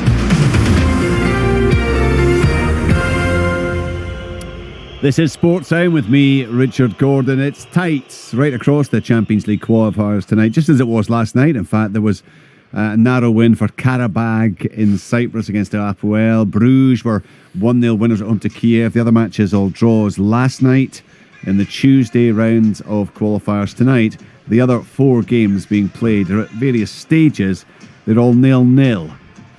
Apart from, of course, the one that we are bringing you live from Cluj, where it is 1-1 between the home side and Celtic. James Forrest with a lovely equaliser some 9 minutes or so after Cluj had been put in front. Over the piece, Tom, happy with the 45 minutes for Celtic? A little bit concerning. I mean, listen, it's great. It's a great score, 1-1 at half time. If at the end of the 90 minutes it's 1-1, then Celtic would be absolutely thrilled with that. But early on, a little bit ropey defensively, a couple of chances in quick fire, and that's even after 5 minutes. Great defending by Ayer to cut out a cross. Striker waiting for a simple tap in. Had Ayer not made his intervention there, then there was a header straight after from the corner, subsequent corner. Striker up ahead of Ayer, headed over the crossbar, could have been a goal, and then they fall one behind and it left back. This Bolingoli, ball in behind. He's done for pace, he's done for awareness, he's done for lack of appreciation of danger, and it's a brilliant finish, brilliant ball through to Rondon, and a great finish. And at that moment you're thinking, right, okay, this is a little bit hairy now, because Celtic have given up a goal and have given up a few chances earlier on, and if they concede a second goal, this could become a bit of a nightmare for them. But a brilliant response. Fine goal from James Forrest. A bit of deception, I think, in that, wasn't it? Yeah, it was lovely. I think the goalkeeper thought the ball was going to his right, and Forrest has just whipped it into his left. Fantastic finish. It's so unusual to see James use his left foot, and more often than not, it's that outside of the right foot. How many goals have we seen him? Oh, loads. Yeah. So I thought it was a brilliant, just perfect moment to score. Celtic looking a bit nervy. Bolingoli was yellow carded just before that. So things were going not to plan, and then Forrest, he gets that goal and everyone's calmed down again. So it's looking good. 1-1 would be a great result after 90 minutes. But you'd be slightly concerned down that left-hand side of the pitch. Celtic, they do look vulnerable, and Kieran Tierney, if he is going to Arsenal, is Bolingoli your European left back? I'm not so sure. No. It was alarming, actually, because that break, it was 3 Cluj players, 5 Celtic players. One of the Cluj players actually fell over, and all it took, and it was a lovely pass, but it just took one pass in behind Bolingoli, and it was a decent finish by Rondon. It was, yeah. It was a great counter-attack, very swift, very accurate, and a fantastic finish. And Celtic really got done there. And Cluj are a dangerous team. If they've done that once, they can do it again. Celtic are going to have to be very, very careful. Bolingoli is, I think, in domestic football, he could be a revelation. I think in European football, I'm not sure his defensive capabilities are up to it. And this is Cluj, and if Celtic get through, everything gets harder after this. So that's an interesting one. If Tierney is away, what do Celtic do? Do they settle on Bolingoli and hope he gets better?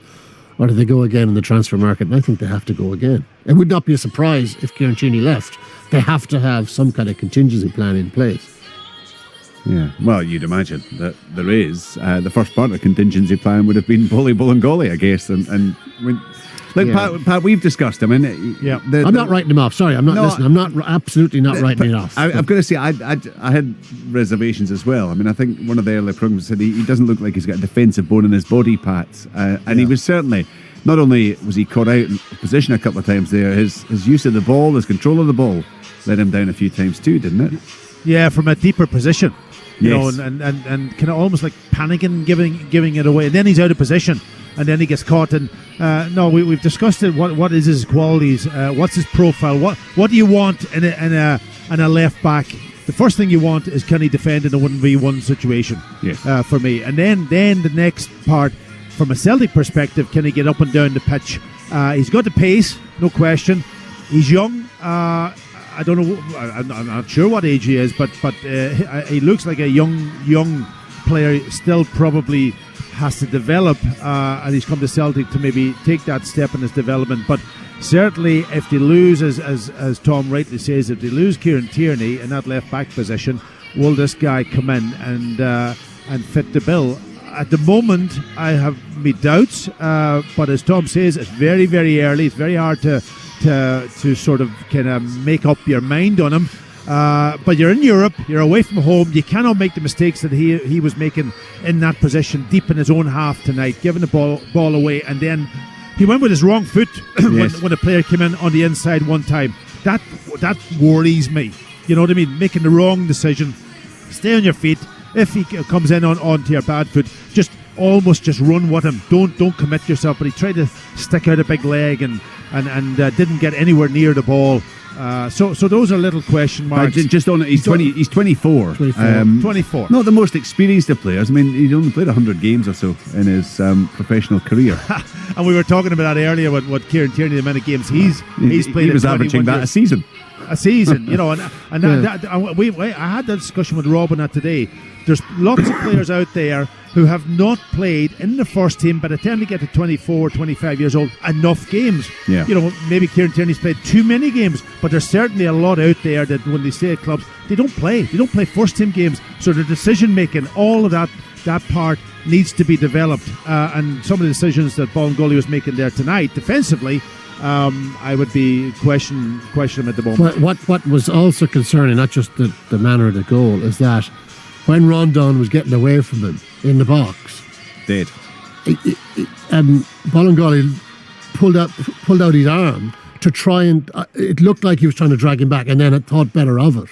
So I mean, if he makes contact with Rondon goes down, he's off the pitch. Yeah. So it's that split-second making bad decisions that Pat says. Well, I suppose in the end he made the right decision because he didn't pull it. He did, but he was also left for dead. But he was left. And Rondon was definitely onside. He was. I called it wrong there because I'm probably by surprise that a team who has a corner and allows a team like this to break away from the edge of their own box and end up scoring in the other hand. That's not good. Neil Lennon will be absolutely furious about it, and I'm sure he'll be talking about it. But I'll tell you something: they have to defend crosses. This team puts balls in every single time. They bang it in there, and they got runners getting in the box too. And a very, very British style. Really surprised me how many balls that they put into the box. And the one other little point, just can go on and talk then, is Dan Petrescu walked all the way over. And he was talking to the referee all from the other side. The benches are on the other side, dressing rooms on this side, and all the way over at halftime, he was in the referees. I wouldn't trust this referee that he's not going to maybe give something, but he was really, really active with him at halftime. Right, well, we'll look out for that in a second. We were a great goal by James Forrest. You touched on it, you described how he scored it, Tom. It is a first of the season for James, who's just been such a key player for Celtic for the past couple of seasons. We were chatting about as well, we're listening to the boys there. The fact I was surprised that no club has come in for James Forrest. I mean, the only time you ever read anything about James is he's signing a new Celtic contract or he's about to sign a new Celtic contract. When you think what he's done in recent seasons in the Champions League, in the Europa League, for Scotland. Yeah, absolutely. Since, he was on his way out the door under Ronnie Dyer, if you remember, and then Brendan Rodgers comes in and Brendan Rodgers kind of rejuvenates him, and he's gone on and he's been huge player for Celtic and for Scotland ever since, pretty much. Yeah, it is a surprise because he's kind of like, I wouldn't say he's not forgotten by the Celtic fans, but in terms of appeal outside of Scotland, it's McGregor, it's Tierney. Previously it was Armstrong. Previously it was Armstrong. It was foreign players who have come and gone. Yeah, absolutely. Musa Dembele, you've got other ones. And no one talks about James Forrest. No. I can't, listen, I might be wrong, but I cannot remember a kind of a transfer story about James Forrest. Which is, look, from a Celtic point of view, great for Celtic. Because look at the goal he's got tonight. It could be a very, very significant goal. And I'm sure he was quoted recently, Pat, as saying, look, I'm quite happy just to see out my career with Celtic. Make me an offer. Yeah, he's 28 years old now. So he's not the young one that maybe a team would pay huge money for, and he would probably develop it. I think he's probably at, you could say, maybe the height of his career. Mm-hmm. If a team wants James Forrest, they'll want him to come and not almost go further development. They're paying huge money for the likes of Kieran Tierney because they think that he'll go on and even become a much, much better player going into that sort of standard. So maybe that's the reason why he mightn't be on the top of the list of some of the big teams down in England. But what a quality he has. What a quality. And a brilliant goal. Well, absolutely. He just shows such awareness now, doesn't he? He's got a composure and he's clinical. He's so clinical at times, as James. And I mean, such an important goal from Celtic's point of view. They kind of steadied them, so they saw it through to half time there. And then we just keep my fingers crossed for a nice positive 45 minutes as we start this week for European football for Scottish clubs. Yeah, they just need to be disciplined. They need to hold on to the ball. They can't give Cluj any soft openings like they did for the goal.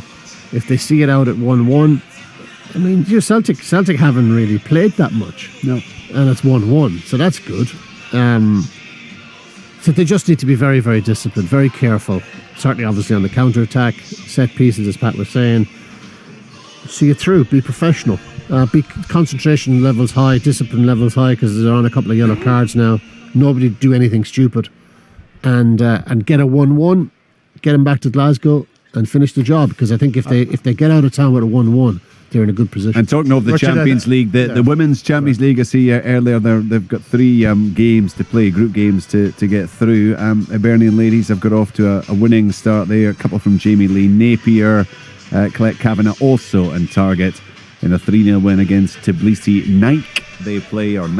They play Cardiff Met on Saturday in the second of their group games as they look to try to get through to the Champions League once more. Celtic hoping to take a step towards the playoff round for this season's Champions League group stages. Half-time in Cluj, 1-1.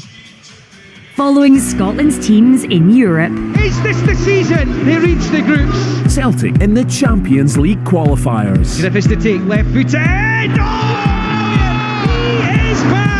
And Rangers and Aberdeen in the Europa League qualifiers. It's curled in for Alfredo Morelos. No back heel for Ferguson through to right. Brilliant ball!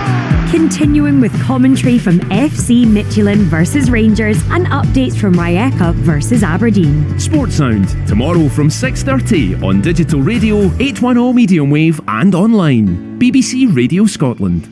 Yeah, make sure that you are with us tomorrow evening for live Europa League action to follow on from the Champions League action that we're bringing you. We'll have a chance to look ahead to tomorrow's action a little bit later in this programme, and also on the latest football news and anything that might develop in the next little while as well. It's all with us here on Sports Sound and BBC Radio Scotland. Live second half commentary, 1-1 Cluj against Celtic. It's back to Pat Bonner and Rob McLean. And Celtic would happily convert this half-time scoreline into the full-time version if they could. Paddy Bonner and I would be pretty happy as well, since we predicted it at the start. But Celtic would certainly settle for this as a foundation from which they could advance at Celtic Park next Tuesday night to the playoff round, the final hurdle on the way to the Champions League group stages. But there is work to be done, and there's certainly room for improvement in the Celtic performance. They can be a bit more solid and concentrated and disciplined in some areas as Celtic come back on the pitch. And Neil Lennon just had an arm around the captain there, Scott Brown, just giving him a few words before the second half gets underway. No changes in personnel, so these two teams will be as they were. The Celtic side, 2 players different from the one which trounced St Johnstone on Saturday, and only one of the Cluj players featured at the weekend in their league game, which took them joint top of the table, but it's very much back to 10 of the 11 who drew in Israel with Tel Aviv last week to ensure that they got to this stage of the competition. There's the whistle for the start of the second half, back underway here, and they are a club who know all about reaching the group stages of this Champions League competition 3 times in the last 12 seasons, in 08-09, 10-11, 12-13. And they're on the attack here, and they are dangerous, and there's a lovely ball slipped through for Deak, and it's really good defending from Jozo Shimunovic. He was almost in to pull the trigger from the left side of the box, Deak, and Shimunovic just nipped in front of him to get the ball clear. Yeah, just used his pace, didn't he, Shimunovic, just to get in between the player and the ball, but it was a good break again. Here's Omrani on the end of the throw, and he just wheeled inside the box. I think he had more time than he realised, more room than he realised as well, and he just hooked a fairly aimless ball in the end into the Celtic goalkeeper. I think he was just Scott Bain. Yeah, I think he was just trying to help it on and hope there was somebody round the back. If he turned and looked, Backy, there was maybe more on than that little hopeful effort, as Celtic look to stamp some authority on this, and Brown plays the ball all the way along the grass for Lewis Morgan. Booked towards the end of that first half, threatening here, but going down too easily when he was challenged by Susic, and Cluj have the ball, and Rondon turns inside the challenge of Ayer, and again it's good play from Shimunovic, helping out his central defensive buddy with a sliding challenge which sends the ball away from Rondon and out of play. Yeah, but it came from Lewis Morgan making the wrong decision high up the pitch. He had about 4 or 5 opposition players around him, and had just come back out, play it back to Bolingoli. Instead he tried to do something, and he lost the ball, and that's what's them playing then on the counter-attack.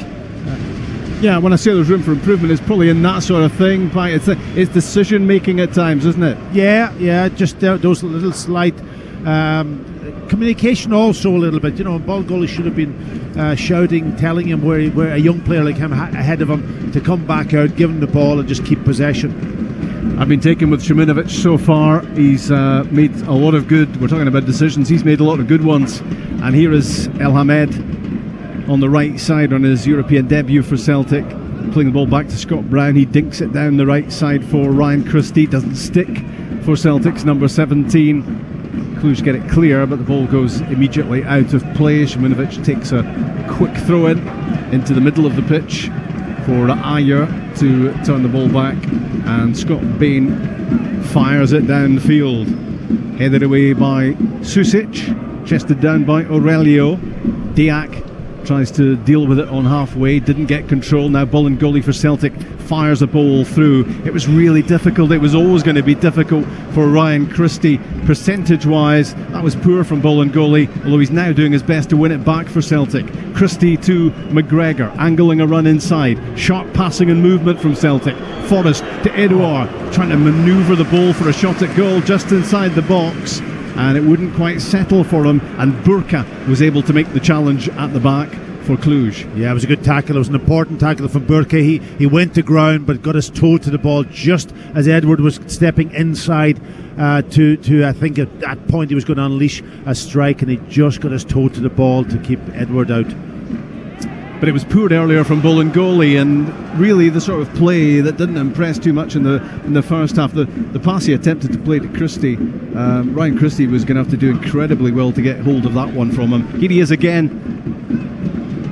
Bolingoli on the halfway line, left hand side, plays a ball towards the edge of the area, which Vinicius heads away. Now it's Bordiano, the midfielder, back to the central defender who hoiks it forward, and Scott Brown very calmly knocks it down for Bolingoli, but Deak gets in front of him to win possession for CFR Cluj. Spins away from Morgan, plays the ball back for Susic to switch it across to the left hand side, and Kimura down the line to Omrani. Back goes James Forrest, Celtic's goal scorer tonight, doing the ugly stuff as well.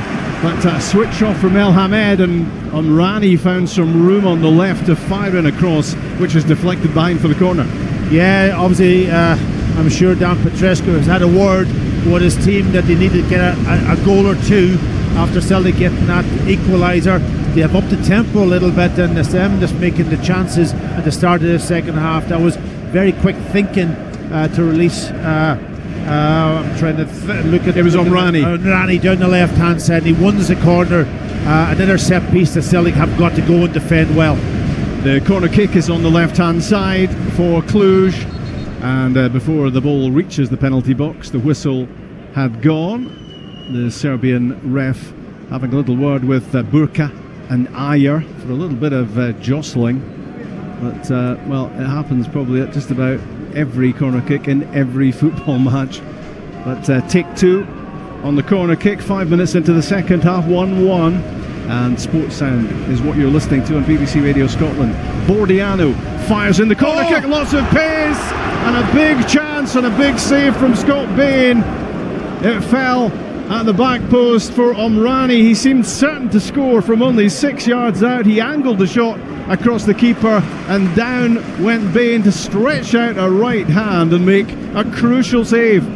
But what a mistake from Bolingoli. I don't know whether he was thinking and hoping that Scott Bain was going to come for it, but he just almost stood still and let the ball go in across him into that 6-yard box and force Scott Bain to react really quickly. But he should have been attacking that ball, and he didn't do it. It went all the way from the corner kick to the back post, and Omrani couldn't believe his luck. He looked to be taken by surprise. Should have been scoring from there, you would have thought. And his angled effort stabbed towards the far post. Well saved by Bain. Yeah, but when you're in that defensive position, especially in that near post, you're the one that has to go and attack that ball when it's swept in like that. You cannot leave balls to your goalkeeper. Then you can discuss it afterwards, who should have done what, but don't allow it to go all the way, almost to the back post. And he should have scored. Yeah, should have scored really. Scott Bain should have not had a prayer on that one, but it was a decent save, good reaction from him to keep the ball out of it eventually. And Omrani with his head in his hands, feeling he should have had Cluj back in front in this tie. But thankfully for Celtic, his efforts saved by Bain after that inexplicable switch off from Bolingoli. He's been guilty several times tonight, and I just wonder whether Neil Lennon might be thinking about making a change in that area, because he looks really suspect. Cluj in possession. Aurelio angles a pass inside to Mario Rondon, their goal scorer. Bordiano hits a long diagonal for Diak, right side, number 10, fired in low, blocked by Ayer, but the ball bounced back to Aurelio. He tried to force it in from the right side near the byline, and it's another block from Chris Ayer, which sends the ball out of play for a throw-in close to the corner flag. Yeah, Celtic have got to get over this now, this little period. They're on the back foot for the last, since half-time, and it's Cluj just making the chances, hoping to get that second goal. Susic about to take the throw-in for Cluj. The ball back with the full-back. When he rolled it back down the line, up went the offside flag against Diak. Free kick for Celtic. 8 minutes after the restart, still Cluj 1, Celtic 1. But one or two worrying moments for the Scottish champions. Yeah, and I'm looking at Bolingoli. Maybe his confidence is gone a little bit. He gave that goal away, remember, at Celtic Park, and that I think it might have been against Sarajevo when they scored. But he looks as if he's just struggling a little bit to come to terms with the defensive side of the game. The ball is in the centre circle, booted downfield by Shiminovic. Lewis Morgan tried to get there. Second attempt, it is at his feet from Christie. Heading for the byline, Lewis Morgan rolls it back out.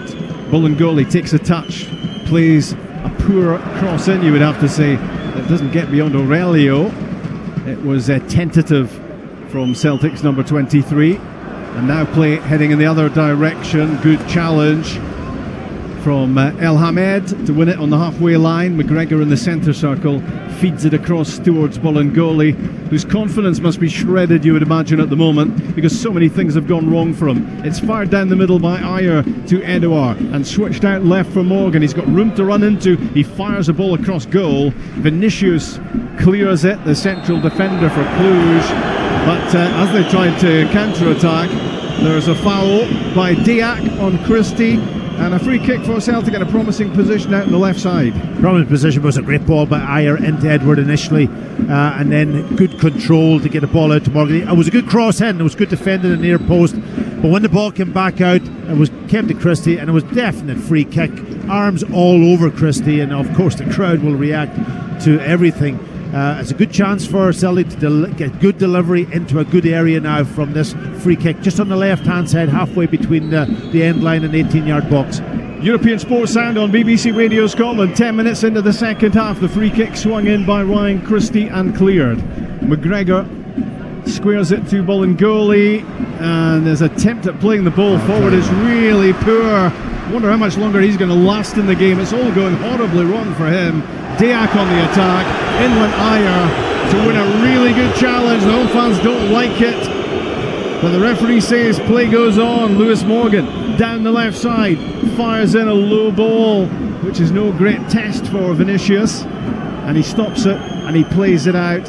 And now Cluj look to get forward with Susic on the right side into the central area for Djokovic, and across on the left now with Burka. Djokovic again forward and into the feet of Omrani, back inside the Cluj half, and a long diagonal which is far too long. But how many mistakes is Bolingoli going to get away with here, Packy? Yeah, I don't like it on too much about the young guy, but it's what we see on the pitch and we have to talk about it. But that particular time he was last man and he tried something. You've got to be really sure. If you're last man, you're in a defensive situation, you don't have players around about it, then you've got to deliver the pass properly. In goes Scott Brown, great ball winning. Well, the referee didn't like the challenge on Djokovic. Free kick given against the Celtic captain. Just going back to Bolingoli though Packy, Neil Lennon's concern is that one of these mistakes is going to cost Celtic, and can he afford to leave him on the pitch? Well, you hope that the mistake won't happen in a very serious position that it will allow the opposition to get their goal from it. But yeah, I think, when I watched him initially, he was almost like an outside left. Maybe he could put somebody in that position, let him kind of play further forward. You take him out of the team, then his confidence is gone completely. The free kick taken short between Diak and Bordiano. Now it's floated into the box and headed away and chased out wide by Omrani, close to the corner flag. Really good play from Scott Brown, who just wasn't letting it go. Got it clear, but the distribution is poor. Bordiano with a long-range effort, 35 yards out, which is blocked. Now it's Burka who plays it back out wide. Omrani with another quick cross in, fended away by Shimunovic. And when Omrani went into the challenge on the far side against Ryan Christie, he was late, the number 9, and the free kick goes against him, and there's clearly been something said, and it's a yellow card for Dan Petrescu in the dugout for Cluj. Well done, referee, because I did mention at half-time that Dan Petrescu was in his ear all the way across the pitch, and he hasn't reacted to it. He reacts positively, because that time he's obviously up off the bench again. This is one of the new rules has come in, where now the head coach can get a yellow card. The next one, he'll be up in the stand. Yeah, they thought they had Celtic under pressure there, and the free kick took the heat off for Neil Lennon's team. And Omrani was furious about the free kick, as was Petrescu. All boiled over for him. He is a pretty tempestuous character, and he made his feelings known. Here's a good run from James Forrest down the right side. He's strong and he's quick and he's heading for the byline, and he's won a corner kick, and he continues for Celtic to be so effective. Yeah, a lovely one-touch passing between 3 and 4 players initially, and then as soon as Forrest got it, only thing in his mind was to go and drive to that byline. He wins the corner for Celtic. And over the ball, Christie and Morgan, which gives Celtic 2 options from this corner kick on the right side, and there are 5 bodies in the box. It's Ryan Christie to deliver, whipped in, headed away by Vinicius, and in the central midfield area, Bolingoli picks out a really good header, and it was a chance to get a quick shot away for El Hamed. He was actually well picked out that time. Let's give credit this time to Bolingoli with a really good ball towards El Hamed. Should have been shooting quicker. Yeah, it was a good header by him because it popped out almost out about 40 yards out from goal, and when he headed it, I think El Hamed didn't realise that he had so much space and time. Just he delayed on a shot, and eventually it was closed down. It's delicately balanced, this tie, this third qualifying round tie at 1-1, with Rondon scoring first and Forrest equalising for Celtic with his first goal of the season. There's some tasty tackling going in at the moment. Rondon has gone down on the halfway line. Tempers are fraying, and not just on the pitch. The former Chelsea fullback Dan Petrescu has had to be calmed down inside that Cluj dugout. He's been on the move ever since becoming a manager. 15 managerial moves in 16 years. That's quite incredible. He doesn't hang about. Here's the free kick launched towards the Celtic box and headed away by Chris Ayer. Cluj have it in the midfield, and it's on the right side now with Susic. In went Morgan, and Lewis Morgan just has to watch himself. Yeah, it wasn't a bad tackle, but it is a foul, and he was booked at the end of the first half. You're right, Robin. A few of the Celtic players, I seen obviously a second ago, the referee had a very, very strong word with Scott Brown and his opposition player, and really I think the next tackle from Scott Brown, he'll end up in the book, so he's got to be careful. The free kick from the right side, Diak sweeps it in left-footed, really good delivery. And in the end, the flag goes up for an offside. Somebody had sneaked in a little bit too early there, and Celtic will be happy about that because it was a great delivery from number 10 Diak. Yeah, way out here on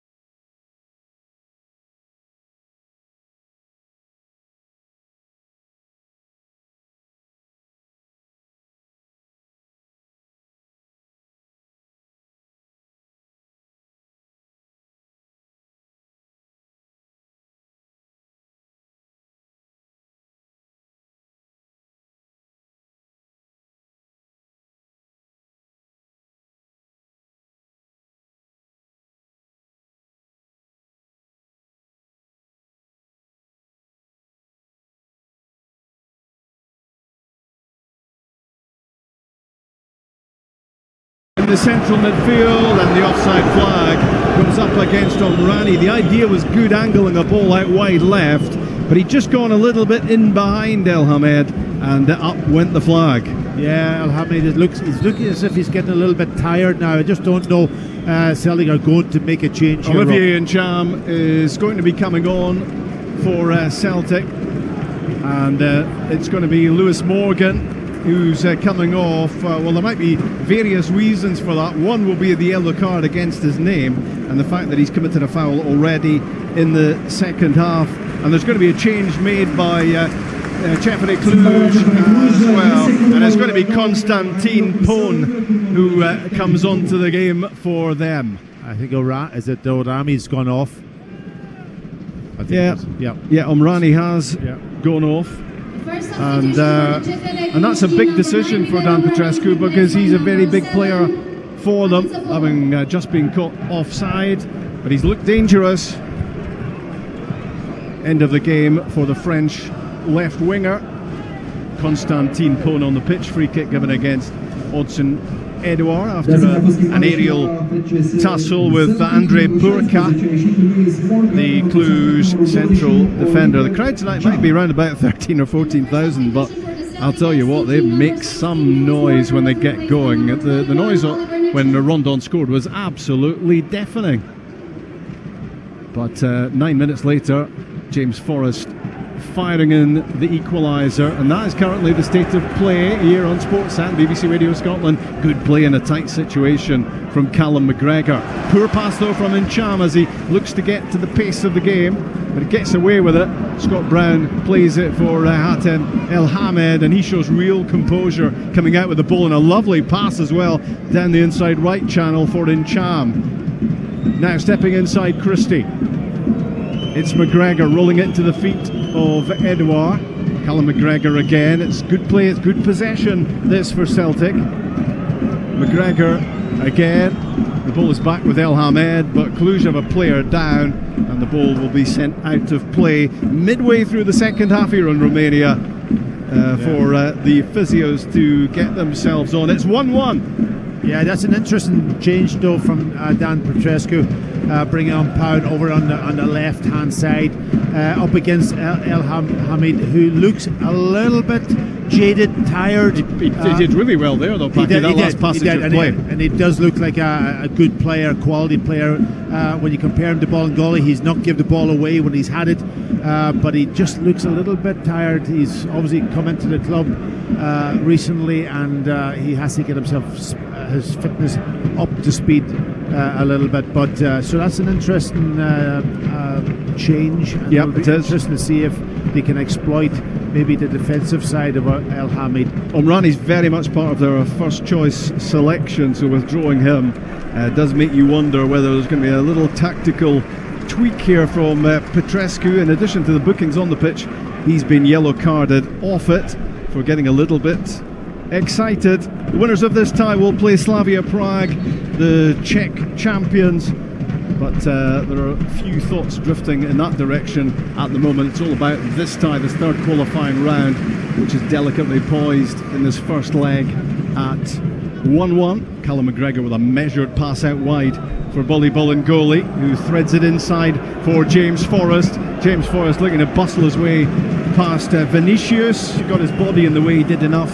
The ball goes behind for a goal kick. Yeah, that was better from Bolingoli that time. He got himself into that further forward now, because obviously he doesn't have Lewis Morgan ahead of him, and he's the one that sort of can almost be now asked to almost give the width on that side. Got himself into a great position, and probably the first pass tonight that he's actually found the player. James Forrest driving through the inside, almost right position, but just couldn't take advantage of it. The losers of this tie will go into the Europa League playoff round, but hopefully that's not something that concerns Celtic. But you wouldn't say with any great certainty about how this first leg is going to finish, far less the tie overall. They look pretty well matched and inseparable at the moment at 1-1. Pone looks to make an impression off the bench, and he keeps the ball well for Camora, the captain. Tries to swing it across from the left side.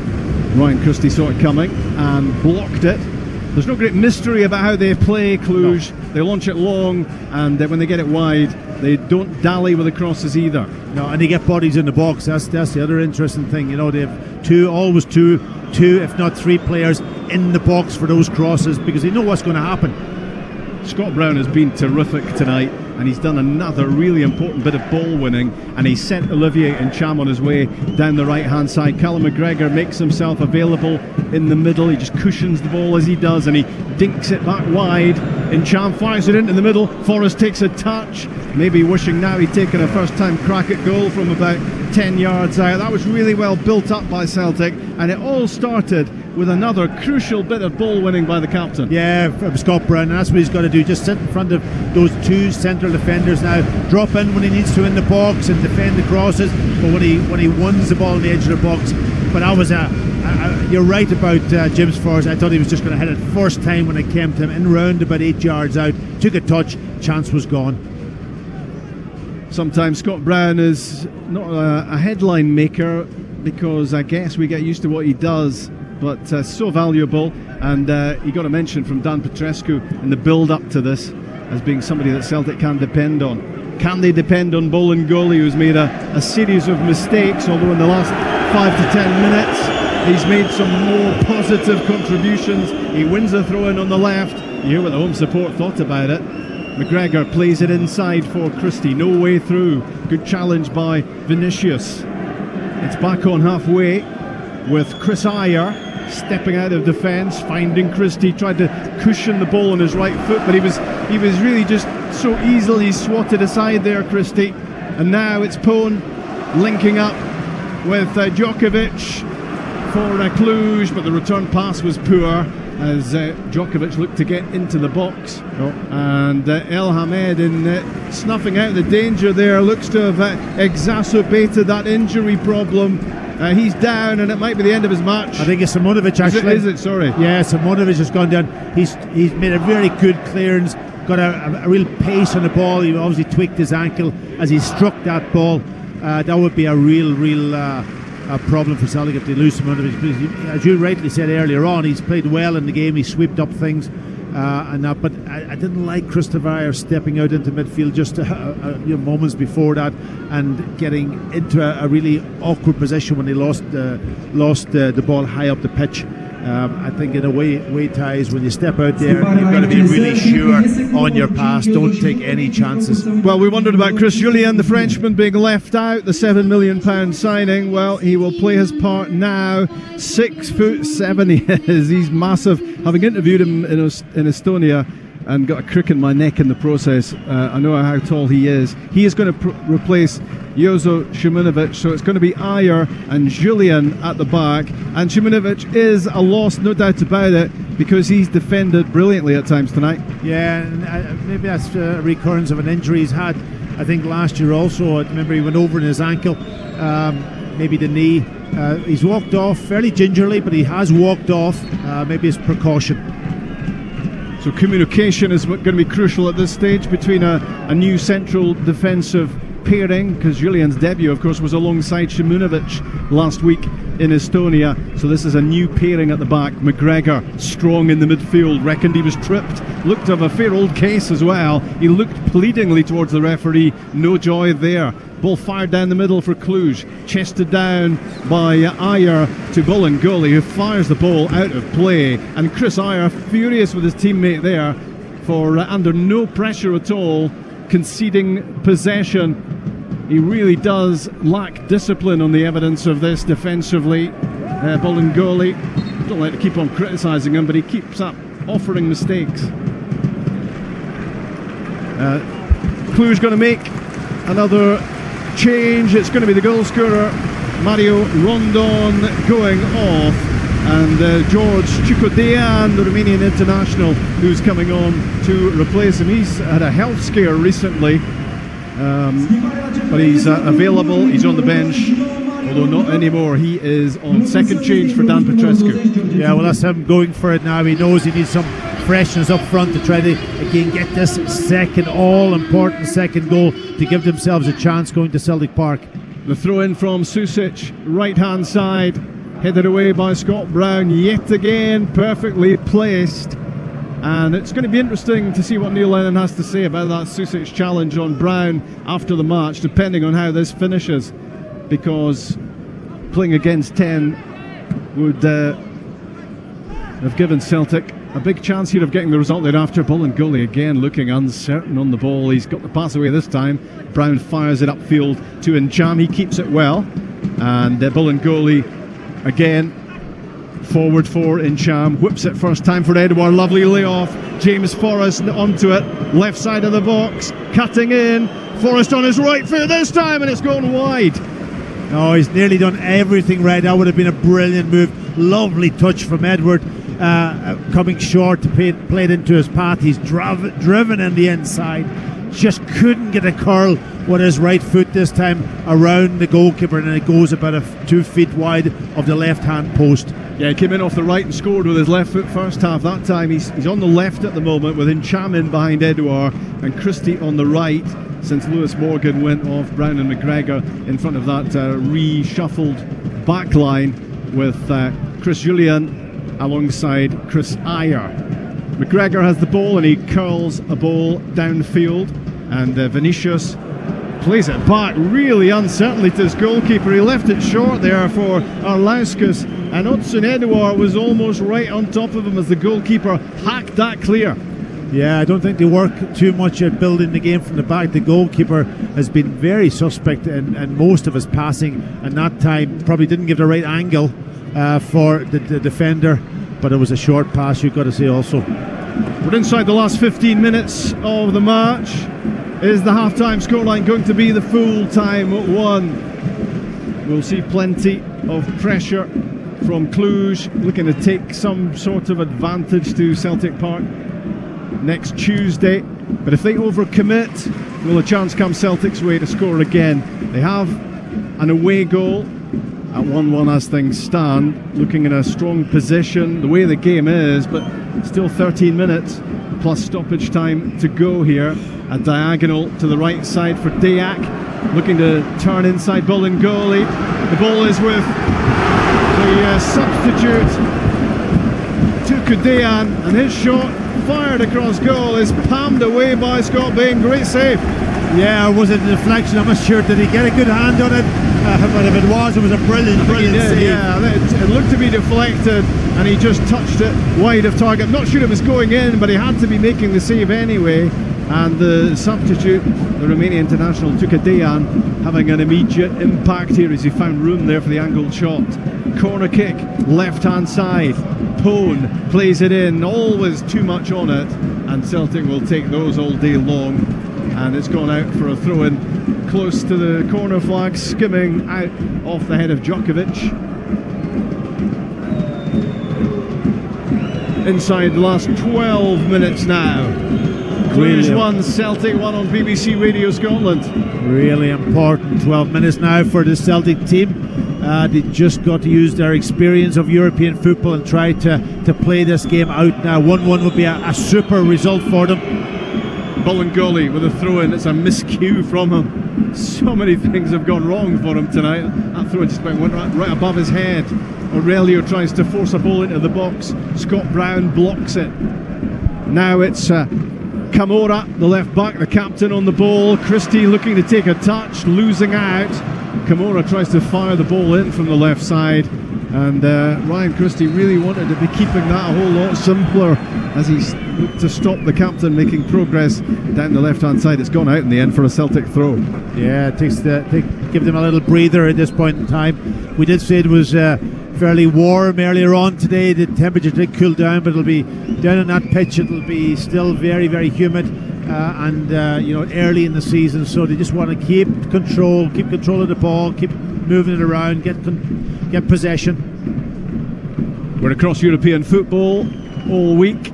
Tonight Celtic, tomorrow night Rangers and Aberdeen. The usual comprehensive and concentrated coverage on both those games. Tomorrow night, Aberdeen in Croatia, Rangers in Denmark. Hesitation in the midfield area from Celtic, and the ball is with Djokovic. In goes Scott Brown to prod the ball away, but a free kick goes against him. And there's a chance here from about 40 yards out for Cluj to load up the area. Yeah, it just took somebody to take responsibility when that ball popped down in to about maybe 30 yards from goal, and it was hesitation, lack of communication between Julian and Callum McGregor. Allowed the ball to bounce and then to give away possession and then the free kick. But it's a good position, left side, about 20, maybe about 25, 26 yards out. An opportunity for them to test Scott Bain. Pulling over the ball, and Diak tries to fire one in towards the near post, and the idea presumably was trying to catch out Scott Bain. That there were lots of sharks in the area to aim at for Diak there, so the decision was a strange one from their number 10, and it slipped harmlessly wide of target for Celtic, who are happy to know that we're inside the last 10 minutes of the match. It's 1-1 in Romania, and this would be a perfectly satisfactory scoreline to take to Celtic Park next Tuesday night. But we're far from finished here. Odson Edouard powers in off the right side, slips the ball through for Christie on the byline. On the right, tries to feed it back towards McGregor. 25 yards out, it's right side again for Ryan Christie. Plays it back the way to the captain Scott Brown, across the pitch to Bolingoli. Down into the feet of Incham, back to McGregor, chip forward, Bolingoli's header across goal, and the goalkeeper gets a touch on it to turn it around the post. It almost fell in front of Odson Edouard, who looked for a moment as if he might have a tap in there. Yeah, Bolingoli getting inside the box, almost inside the 6-yard box. Little deft header across the goal, and the goalkeeper was flapping once again. He was out washing the windies as he dived out just to get something on that, and he's deflected it behind. Celtic have a corner kick. Well, this wouldn't be a bad time to score, would it? It's 1-1, and the corner kick is across on the right hand side. Ryan Christie is not in a desperate rush to take this. 8 minutes to go in northwest Romania. Christie curling the ball in, flying towards it with Julien, but Vinicius got his head to flick it out left side. Forrest onto the left foot, fires a ball into the middle. It's gone behind again off Djokovic, and again Celtic are playing this game exactly where they want to be playing it, down at the Cluj end. Yeah, and all the Cluj players are back in the box, this time defending desperately. Julian has given an extra bit of height in the team also. He's a big man, but I want to see Celtic defend that edge of the box also. If the ball pops out there, get to the ball first, don't get caught in the counter-attack. This corner kick is right in front of the 350 Celtic fans in the corner of the stadium. Ryan Christie with the outswinging delivery. Up went Christopher Ajer to get his head to it, but there was a ruck of players around him and he wasn't able to steer it on target. He, though, looks disappointed that he didn't at least test the goalkeeper there. Yeah, I think he should be disappointed because he got up between two defenders, didn't quite keep his eye on the ball, and the ball glanced off the side of his head when he should have really begun through the ball with that forehead and put it in the back of the net. It was a really good chance for him. We have 6.5 minutes of the 90 remaining in Romania. 1-1 between Cluj and Celtic. Is there going to be a late twist in the tail? Free kick given against Ajer for his challenge on Tukadian, the substitute. It's about 15 yards into the Celtic half, and it's taken quickly by Bordianu.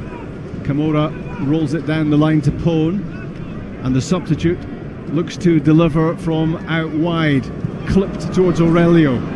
Cleared by James Forrest, back helping out with a defensive effort. Celtic's goal scorer, his first of the season, and if it finishes this way, that will be a really valuable first of the campaign for Forrest. Prolific last season both for Celtic and Scotland. The ball's on the halfway line, Cluj in possession. Diak turns inside and knocks a cross-field ball for Camora, the captain. Djokovic down the left side, plays it for Pone, and his shot is spilled up in the air by goalkeeper Scott Bain, and the follow-up effort from Tuka Dejan is hooked over the top. The Celtic goalkeeper almost taken by surprise by that shot from Pone, which seemed to kick up in front of him, and all he could do was scoop it up in the air. Well, I'll tell you what, it was unorthodox, wasn't it? You know, and it was a shot straight at him. What pace, you've got to say, but I would be expecting Scott Bain to almost get a hold of that ball. It was the first real big, apart from the goal moment that he had to deal with, and he's just palmed it up into the air. The only good thing about it was that he got it way up into the air, and nobody was following up. I wondered whether it kicked up off the pitch just in front of him, and that forced him to adjust at the last minute and scoop the ball up, and then took a Dejan on the second attempt, hooked the ball over the top of the Celtic goal. That was a worrying moment for the Celtic fans at the other end, who would happily have the referee blow his final whistle right now if that were possible. But Celtic are going to make another change here. Chris Ayer is coming off and Nir Beaton is coming on. No, I think it's the right back that's going off. It's El Hamid and Christopher Ayer's going to the right back position, so that he's just ran out of legs, I think, at this stage. So El Hamid off, Beaton on. Ayer at right back, as Paki says, Beaton alongside Julia in the middle of the Celtic defence, and Ryan Christie in possession on the halfway line, and he rolls the ball down the line for Olivier Ncham, also a substitute for Celtic in this second half as they look to get mission accomplished here in Transylvania.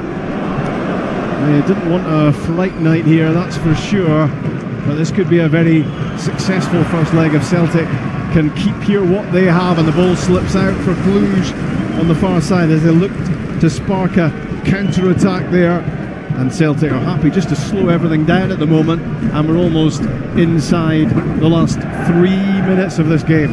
Yeah, I think I've seen probably maybe this Cluj team at their best. I don't know if they've got much more to give from what I've seen here tonight. Obviously we know how they play, they get the ball out quickly, they get it down, they get crosses into the box, but I don't think they're going to play with any real surprises when they come to Celtic Park. So Celtic get out of this one in a 1v1 or one each draw, then I think they will have enough in them at Celtic Park to go through in this round. But it's been a tough game for them.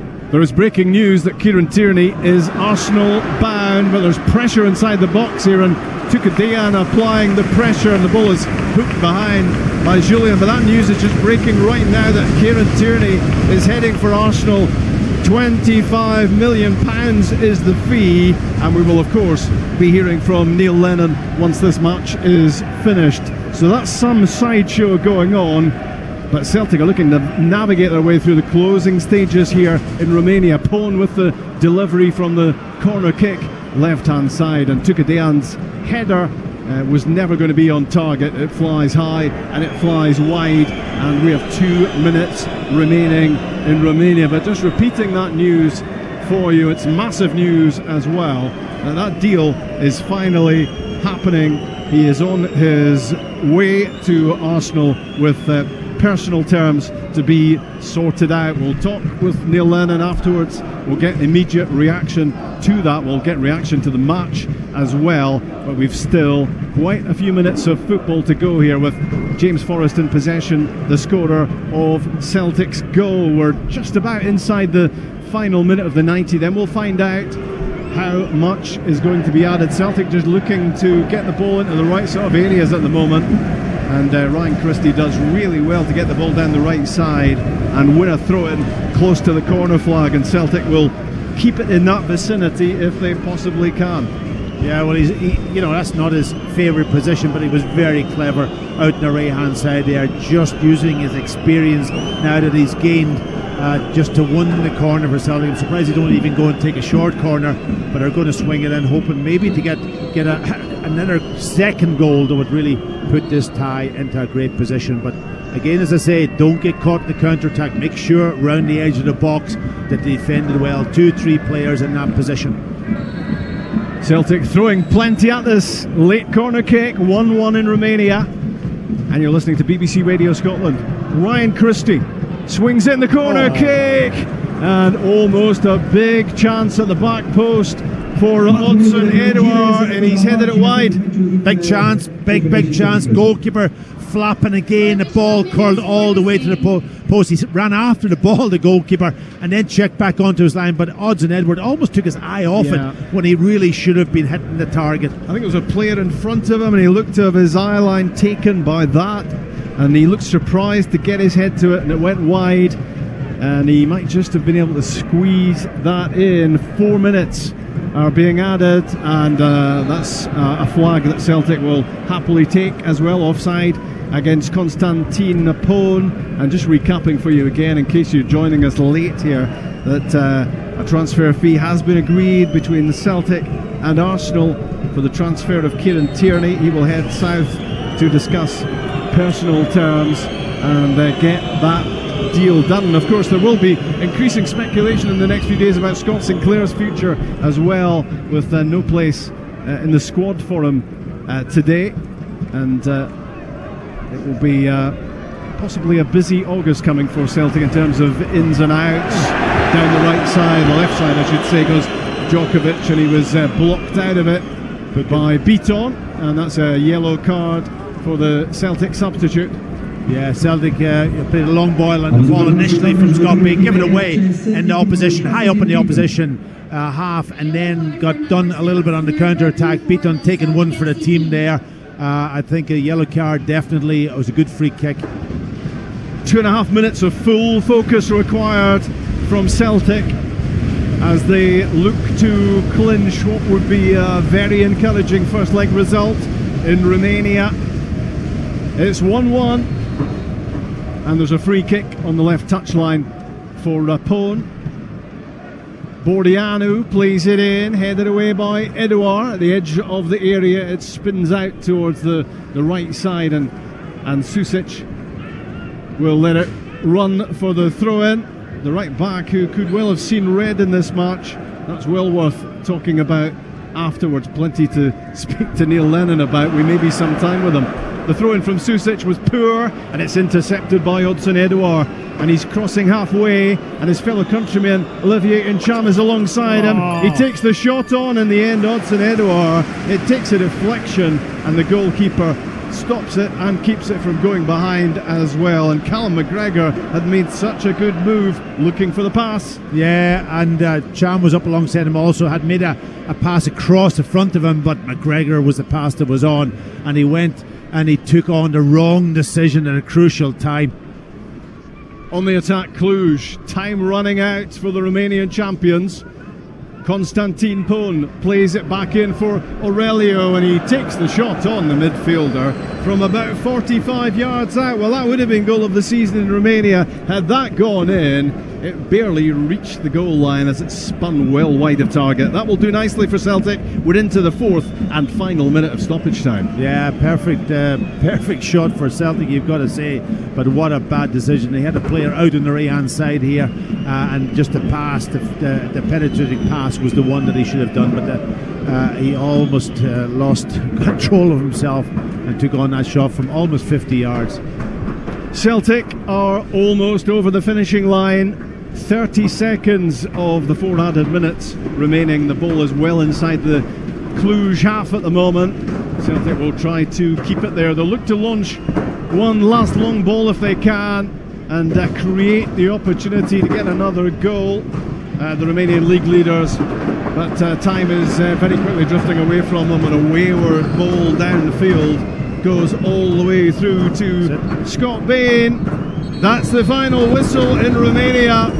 Celtic have laid the foundations here to get the job done at Celtic Park next Tuesday night. Both goals in the first half. Mario Rondon cashing in on indecision from Boli Bolingoli to get in behind the Celtic defence and fired in the opener. That was 28 minutes. 9 minutes later, I should say, James Forrest, fed by El Hamed, jinked inside into the box, and from 15 yards angled a left foot shot in off the inside of the post. 1 or 2 scary moments second half, and there was certainly a scary moment as Susic the fullback Mateo Susic lunged in on the Celtic captain Scott Brown, and well, the more you see it, the more you think it should have been a straight red card rather than a booking. But Celtic have navigated their way through this second half. The half-time scoreline is the full-time scoreline, and Celtic will hope to get the job done in the East End of Glasgow next week. Final score in Romania: CFR Cluj 1, Celtic 1. Celtic in the Champions League qualifiers. Live on Sports Sound from BBC Radio Scotland. The second leg is next Tuesday night at Celtic Park. Neil Lennon will leave the park in Cluj this evening to discover that Kieran Tierney is on his way to London, catching a flight this evening, heading down for final talks with Arsenal. A deal has been agreed. The £25 million fee, which has been widely talked about, it would appear that Arsenal have hit that figure. From what I gather, that the discussions late on were about the size of the percentage sell-on fee that Celtic would secure as part of the deal. That presumably has been agreed. 45 minutes ago, 50 minutes ago, Tom, talking about this. And we said then that, Peter Law likes to do deals. Arsenal were clearly trying to get it done as well. They've done it with less than 24 hours to go. He's on the way. It'll all be tied up tomorrow. Yeah, it should be medical permitting. But yeah, he'll be an Arsenal player. He'll be unveiled tomorrow, and good luck to him. He's been a brilliant player for Celtic. Celtic have been good for him, and he's been good for Celtic. And I think he'll leave with the blessing of all the Celtic fans. He'll always be one of their own, but his talent was kind of too big almost for Scotland, and he needed to get out, just like Andy Robertson needed to get out and test himself elsewhere. And I think this was the right time. He's the right age, and it's the right time. He's done so much with Celtic. He's won all the trophies he could possibly win with Celtic outside of Europe. And he's going to Arsenal to try and do something in Europe, do something in the Premier League, advance his career, stake a claim for that Scotland left-back spot, put it up to Andy Robertson.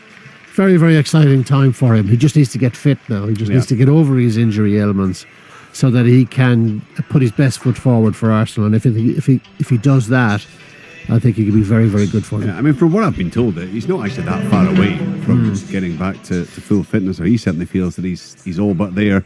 Pat Bonner, we'll talk about the game, but obviously this is the massive story that has finally come to almost to a conclusion this evening. 25 million. Look, I know you stack it up against some of the fees that are paid for players down in England. Is that as good as Celtic were ever going to get? Yeah, I think so. I think it's a good fee. And with the add-ons or whatever the sell-on, then certainly he will be. We've seen it. Van Dijk, Celtic getting an extra fee when he moved on. That could happen again with Kieran Tierney. So we wish him all the best. He's a great young player. And really exciting to watch to see how he does down there. He's got what I loved about Kieran Tierney was his attitude, the way that he could defend in a 1v1 situation, get himself forward, but also when he goes in those forward positions, drives back into a responsible position.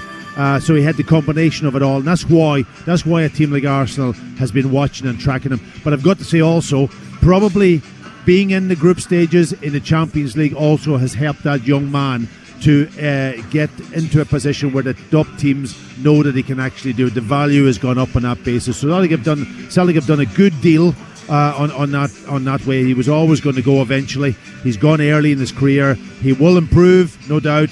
It's going to be it's a great thing when you think from a Scotland point of view that you have two players now, albeit in the same position, but they have to find a way of putting them in with the two top teams down in England. That's incredible. Scotland's getting themselves back into those situations. Yeah, it's wonderful, and you see Kieran Tierney, albeit he's done it slightly differently, Tom, doesn't he, from in the way that Andy Robertson does. But you see Kieran Tierney settling in pretty quickly to that level, don't you? And kind of almost raising his game in the way Andy Robertson did? Well, you hope so, but there's no guarantees. I mean, Andy Robertson went to Hull. Hull were in the Premier League. Then they went out to the Championship. Then they went back up to the Premier League. So, and Hull is not Arsenal. You know, they're not under the microscope the way Arsenal are. So he's going to have to do it quite differently, I think, to Andy Robertson. Do you think there's a doubt there, Tom? There has to be a doubt, Pat, because we haven't seen enough. Why? What would you say that? Well, I'm going to tell you now. because if it's not Serbian whistlers, it's you he's having a go at tonight, Tom. Pat's having a go at everyone tonight. No, I'm asking the question because you've said there's no guarantee. I think there are no guarantees in football. Qualities. There are no guarantees. Listen, he has all the qualities, but there are no guarantees that he can be a big success down there. I think he probably will be, but I wouldn't put my life savings on it because he's now having to move up a standard week in, week out that he hasn't played at very much. You know, it's in the Premier League in Scotland, the Premiership in Scotland. It's been quite easy for him, a player of his talent. He's had limited exposure to Europe.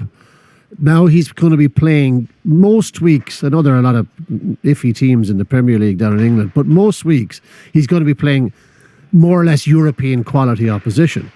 So he needs to adapt to that and adapt to it quickly. I suspect he will, but there's no guarantees. No, but the only question I have on Kieran would be the injuries that he's picked up a little bit along the way. That might be the only thing that might hamper Kieran Tierney. If I was to write out a profile for a left back, Kieran fits that profile for a very top club because he's got all the qualities. His attitude in itself is unbelievable. You see it week in, week out. There's no questions about it. Any top scout or people that I've spoken to about Kieran Tierney was the one that they were all talking about. Can he do it? And now he's got the opportunity. And for me, I think there's no doubt. As long as he gets over those little injury doubts, and hopefully he'll get. Well, they're not that little. I mean, this is an area of concern. Obviously, Arsenal will have checked him out high up and low down, but he has played 9 games in 2019. He's had double hernia operation. He's had pelvic problems. He's got all the talent to succeed. But you just hope he's got all the fitness to get him there as well. We should say that prior to that, he virtually played every game over 2.5 years. He was a machine, yeah, absolutely. No, maybe. And Arsenal will go through a real medical tomorrow with him. And if there's any doubt in that area, it will be checked out. And I think that will be put to bed very, very quickly. And then it's just about him getting his fitness, match fitness, getting us up to speed again. But I'm looking forward to seeing him play. And there's very few. If you look at Bolingoli tonight, no disrespect, and I don't like going on about him. He is not a left back, defensive left back. He looks to me as an outside left. He hasn't got those qualities that Kieran Tierney has, or Andy Robertson. What Andy has is real pace. He gives the ball away and he gets after it quickly, and attitude goes a long way. And those two kids have that for me, and they've got that willingness to go in there and do it. I looked at Bolingoli and it was getting worse as the game was going on tonight. His confidence was gone. We should just one thing in terms of the there was an opportunity later on that being a save from Tukadian, the sub, the corner. It was over his head. I mean, he couldn't reach it. So we felt you were a little harsh on him. You two was a little harsh for that. Well, the pair of you, but not just you. Could he jump? But he did jump. Did he jump? It was 3 feet over his head, Pat. It might have skiffed off Scott Brown at the back post, but. That part, look, he had an uncomfortable night, there's no question. And producer Frank's telling me the obviously we've got it up there on social media. The reaction from the Celtic fans, generally very positive in terms of Kieran Tierney, just wishing him all the best. Well done, kid. You did plenty for us. Yeah. But I think there will also be an element going, Kieran Tierney's just left. We've just watched that 90 minutes. That's not, on the evidence of that, defensively, that's not a left back who's going to replace Kieran Tierney. The first when I tweeted it out that he was on his way to London, the first response was Jamie McGowan on Twitter, who said, "At least we have Bolingoli." I think slightly tongue-in-cheek there from Jamie. Look, we're getting on Bolingoli's case because they've lost an icon of the club, and it seems to be ridiculous to say Kieran Tierney at his age is an icon, but he kind of is. He's one of their own. Yeah. He's come through the ranks. He's a massive figure at that club, and now he's leaving. And how do you replace Kieran Tierney? That's hard. I mean, Bolingoli has got a hell of a job in his hands. If it's him, I suspect now with all the money that they have, they're going to have to go back in the transfer market and have another look at a left back, because in Europe, on that evidence, Bolingoli is going to cause him a lot of trouble. Yeah, well, you have to assume that. I mean, I suppose they've got backup, but Johnny Hayes was the obvious one tonight, we were actually wondering during the game whether he may just almost stop Bolingoli's suffering at one stage. Yeah, listen, he's willing, he works hard, he wants to. He's just, as Pat says, defensively, I'm not sure he's set up as a defensively minded. He gets out of position. There was 2 or 3 times there, if the ball was played, he was in big trouble, because he'd come in field and his man was out in the touchline, and if the ball had gone wide, he was in trouble. I don't think his speed of thought is quick enough, and I don't think he's got a defender's brain. Not at that level. There was times tonight when there was diagonals played, and by the time he got out to the player had already controlled the ball and was running at him. Yeah. Now that's a defensive position that you have got to get right. You've got to almost see that coming, get your body right, and then make up the ground, and then stop that player running in a 1v1 situation. Which he needs a little bit of help, obviously, because I think James Forrest played a little bit on the inside and wasn't maybe giving him a little bit of protection. But that's what I'm looking in a defender, and that's the first thing I look at. If I looked at Bolingoli from that first games, Richard, we watched, he was almost standing on an outside left position. He got into some nice positions high up the pitch tonight, and he headed one that nearly got a goal. Yeah, but there's the things I watch anyway. Hold on. Let's get live to Rob McLean. He's down pitch side. He's now been joined by the Celtic manager Neil Lennon. For you to get the job done, hopefully next Tuesday night at Celtic Park. Yeah, it's a great result. Obviously, the away goals priceless for us, and again, the guys are a much fitter for it. You can see some of them are starting to struggle towards the end in the heat, and the likes of Hatem, he hasn't played a lot of football. Josu came off a bit of cramp as well. So all in all, it's been a tough game, but a great night's work, and we're looking forward to the second leg now. It was a pretty open game, wasn't it, right from the start? Yeah, I mean, I was delighted with our attack and play, and we looked really dangerous. A lot of times, maybe the final ball just let us down a little bit, but I always felt we'd have the capability of scoring. They scored a great goal on the counter-attack. You have to give them credit for their execution of it, but our reaction to the goal was superb. James Forrest doing what he does, that's his first of the season, but he did it so often last time around. Great finish, and only 9 minutes after they'd scored, which was probably really important. Yeah, I mean, like I said, we looked dangerous. Christie and Edward, I thought, particularly first half, were superb, and Ryan was picking up some great areas.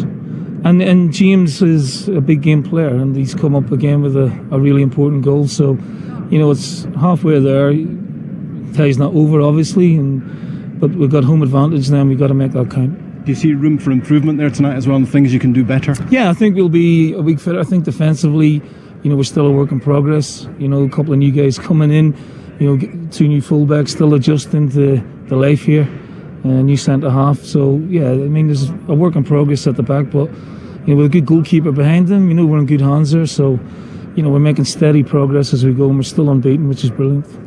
There was news breaking as the game came to an end there that Celtic and Arsenal had reached agreement on a £25 million fee for Kieran Tierney. But I mean, you were concentrating on your job here at the time, I suppose. Do you know anything? I don't know. It would, like I've said, the last few days, it wouldn't surprise me. These things sort of tend to naturally take their course. So we'll have to wait. And I've not had any confirmation of that at all. You've probably been adjusting to the possibility for quite a while of it happening, and I mean, would you expect to be reinvesting some of that money in players? I hope so. Yeah. There's a few areas that we would like to improve on, yes, but if that is the case, he goes with everyone's best wishes, and he's a superb player, and he'll be a big loss to us, and it shows the work that people have done at the club, whether it be Brendan, Ronnie, or the people at the academy, to produce such a fine player, and he's an outstanding talent and a great kid.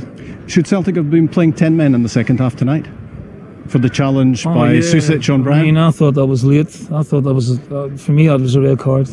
So the team this season, Rob, to be a little bit more lenient. We've seen a couple in the Sarajevo game at home where, yellow cards are brandished. Like, you don't want to see anyone sent off, but it just seems to be a bit of leniency going against us at the minute. But in the final analysis, you're really pleased with what you've watched tonight, bearing in mind where we are in the season. Absolutely, yeah. I mean, it's Romanian champions. They're a good side, fit. They're midway or a lot into their season. They're up to speed, so it's a great result. Now we have to, not take it lightly. We've got a big game on Saturday to negotiate, and then we'll look forward to the game on Tuesday. Well done tonight. Thanks, Rob. Cheers. Neil Lennon there. Look, I did say he would be walking off the park to the news that the deal had been done, and he clearly hasn't been appraised fully of the situation, or perhaps he's just wanting to hold his counsel right now. But he did say, he said, look, he goes with everyone's best wishes. Yes, and he made a good point there, didn't he? I mean, he paid tribute to the previous managers, the coaching staff, those at the academy who have all helped to produce him. I do remember at the time when Ronnie Dyler was there, they were on the verge of letting him go out on loan at one stage. Don't know if that ever came out publicly, but certainly it was being talked about. I know that. And in the end, of course, he got into the first team, and then he was a fixture. Well, once he got in, there was no stopping him. I mean, right from the get-go, he stood out a mile. His energy, his intelligence, his defensive skill, his awareness, his leadership. Even as a kid, he was a leader. Mm-hmm. So, I think Arsenal are getting a fine player. What I said about, listen. There's no guarantees in football. There's nothing. But this guy has got a real chance to become a top Premier League player. He really does. He's got all the attributes. It's a giant size hole at left back now for Celtic. In the papers last couple of days, they've been talk about Rico Henry of Brentford being lined up as a replacement, young 22-year-old English left back. Neil Lennon shot that down yesterday in his press conference. So I don't know, have they got a list of potential left backs that they can press the button on now? It'll be very interesting. Very interesting to see what they do.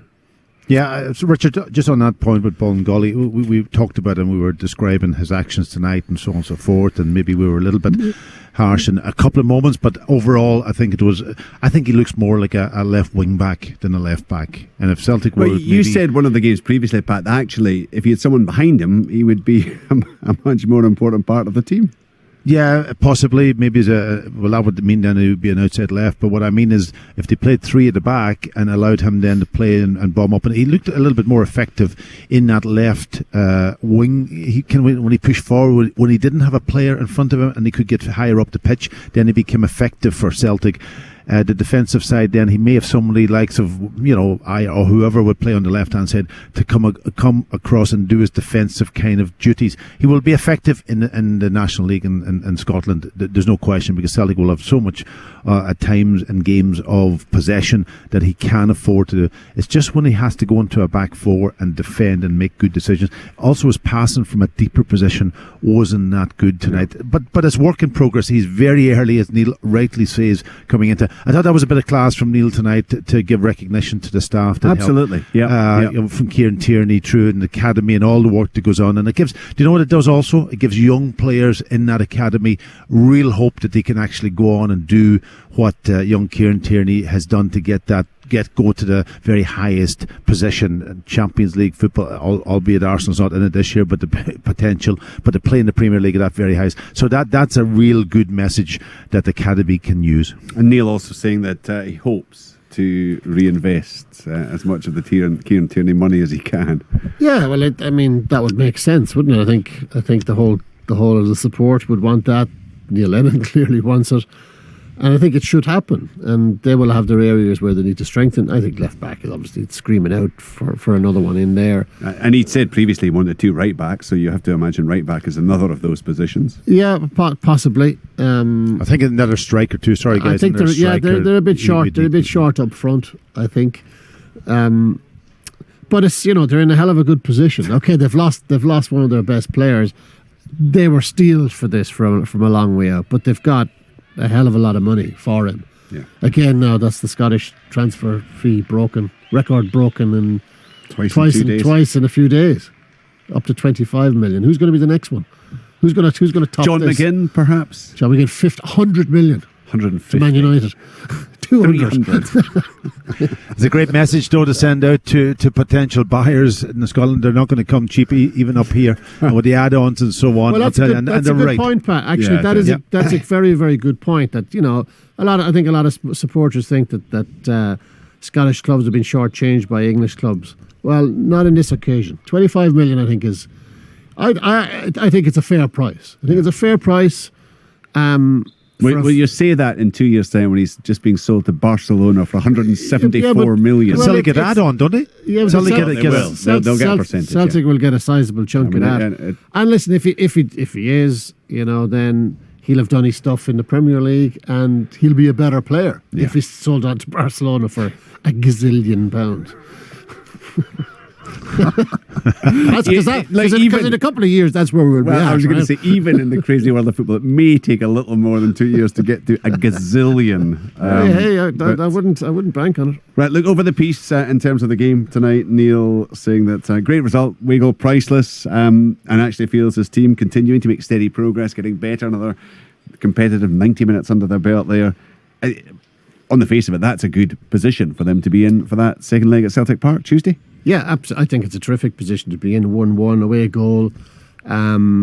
They caused Cluj a couple of problems. Cluj caused them a couple of problems. 1-1. You'd have signed. Neil Lennon would have signed for that at the start of the night for sure. So I think it's a very positive result for them. Not a great performance, but a very positive result. Mm-hmm. But look, bottom line is, Pat, you've gone there. You're up against an opposition that clearly did make chances, and actually could probably have made more of one or two of the chances that they had. And without performing at the kind of heights we've already seen this season from Celtic, they've picked up a scoreline that puts them in the pole position, haven't they? Yeah, of course. And, I don't see this team getting much better than what I've seen tonight from them. They play very direct, and they get the ball wide and they put it in the box. Sometimes, actually, they're putting in the ball into the box thoughtlessly, and they should be kind of almost taking their time and picking out the cross. But they know it's going to come in early. That's the point. Whether they'll get into those positions at Celtic Park and have as much of the ball, I doubt it. So from that perspective, I think there's an interview coming up here also, Richard. Sorry. Or would that be with Rob McLean by any chance? Yeah, it's with the right back Hatem El Mohamed. Here we go. Rob. Hatem, you went off injured at the end. I suppose the first thing to say is, how are you? Because you came into this game as a doubt as well. Oh, it's little cramps in my hamstring. I played on Saturday and now on Wednesday. Before that, I didn't play for 3 months because of some reasons. And I'm happy with the results. I'm happy with our performance. The boys' performance was amazing. We give 100%, so I'm very happy. Can I just say that it's not difficult? No, it is difficult actually doing this interview with the Celtic captain with his chin on my shoulder, and we'll speak to him in a second. But how have you found it? I mean, I guess these games are all coming really quickly to you, big games as well. Yeah, but I came for these games. I want to make this. I want to play in Champions League. It's my dream, my big dream, and I can achieve this with Celtic. And did you feel that you got better as the game wore on tonight? Yeah, I think we start. The game was very tough. They were good in the start, but we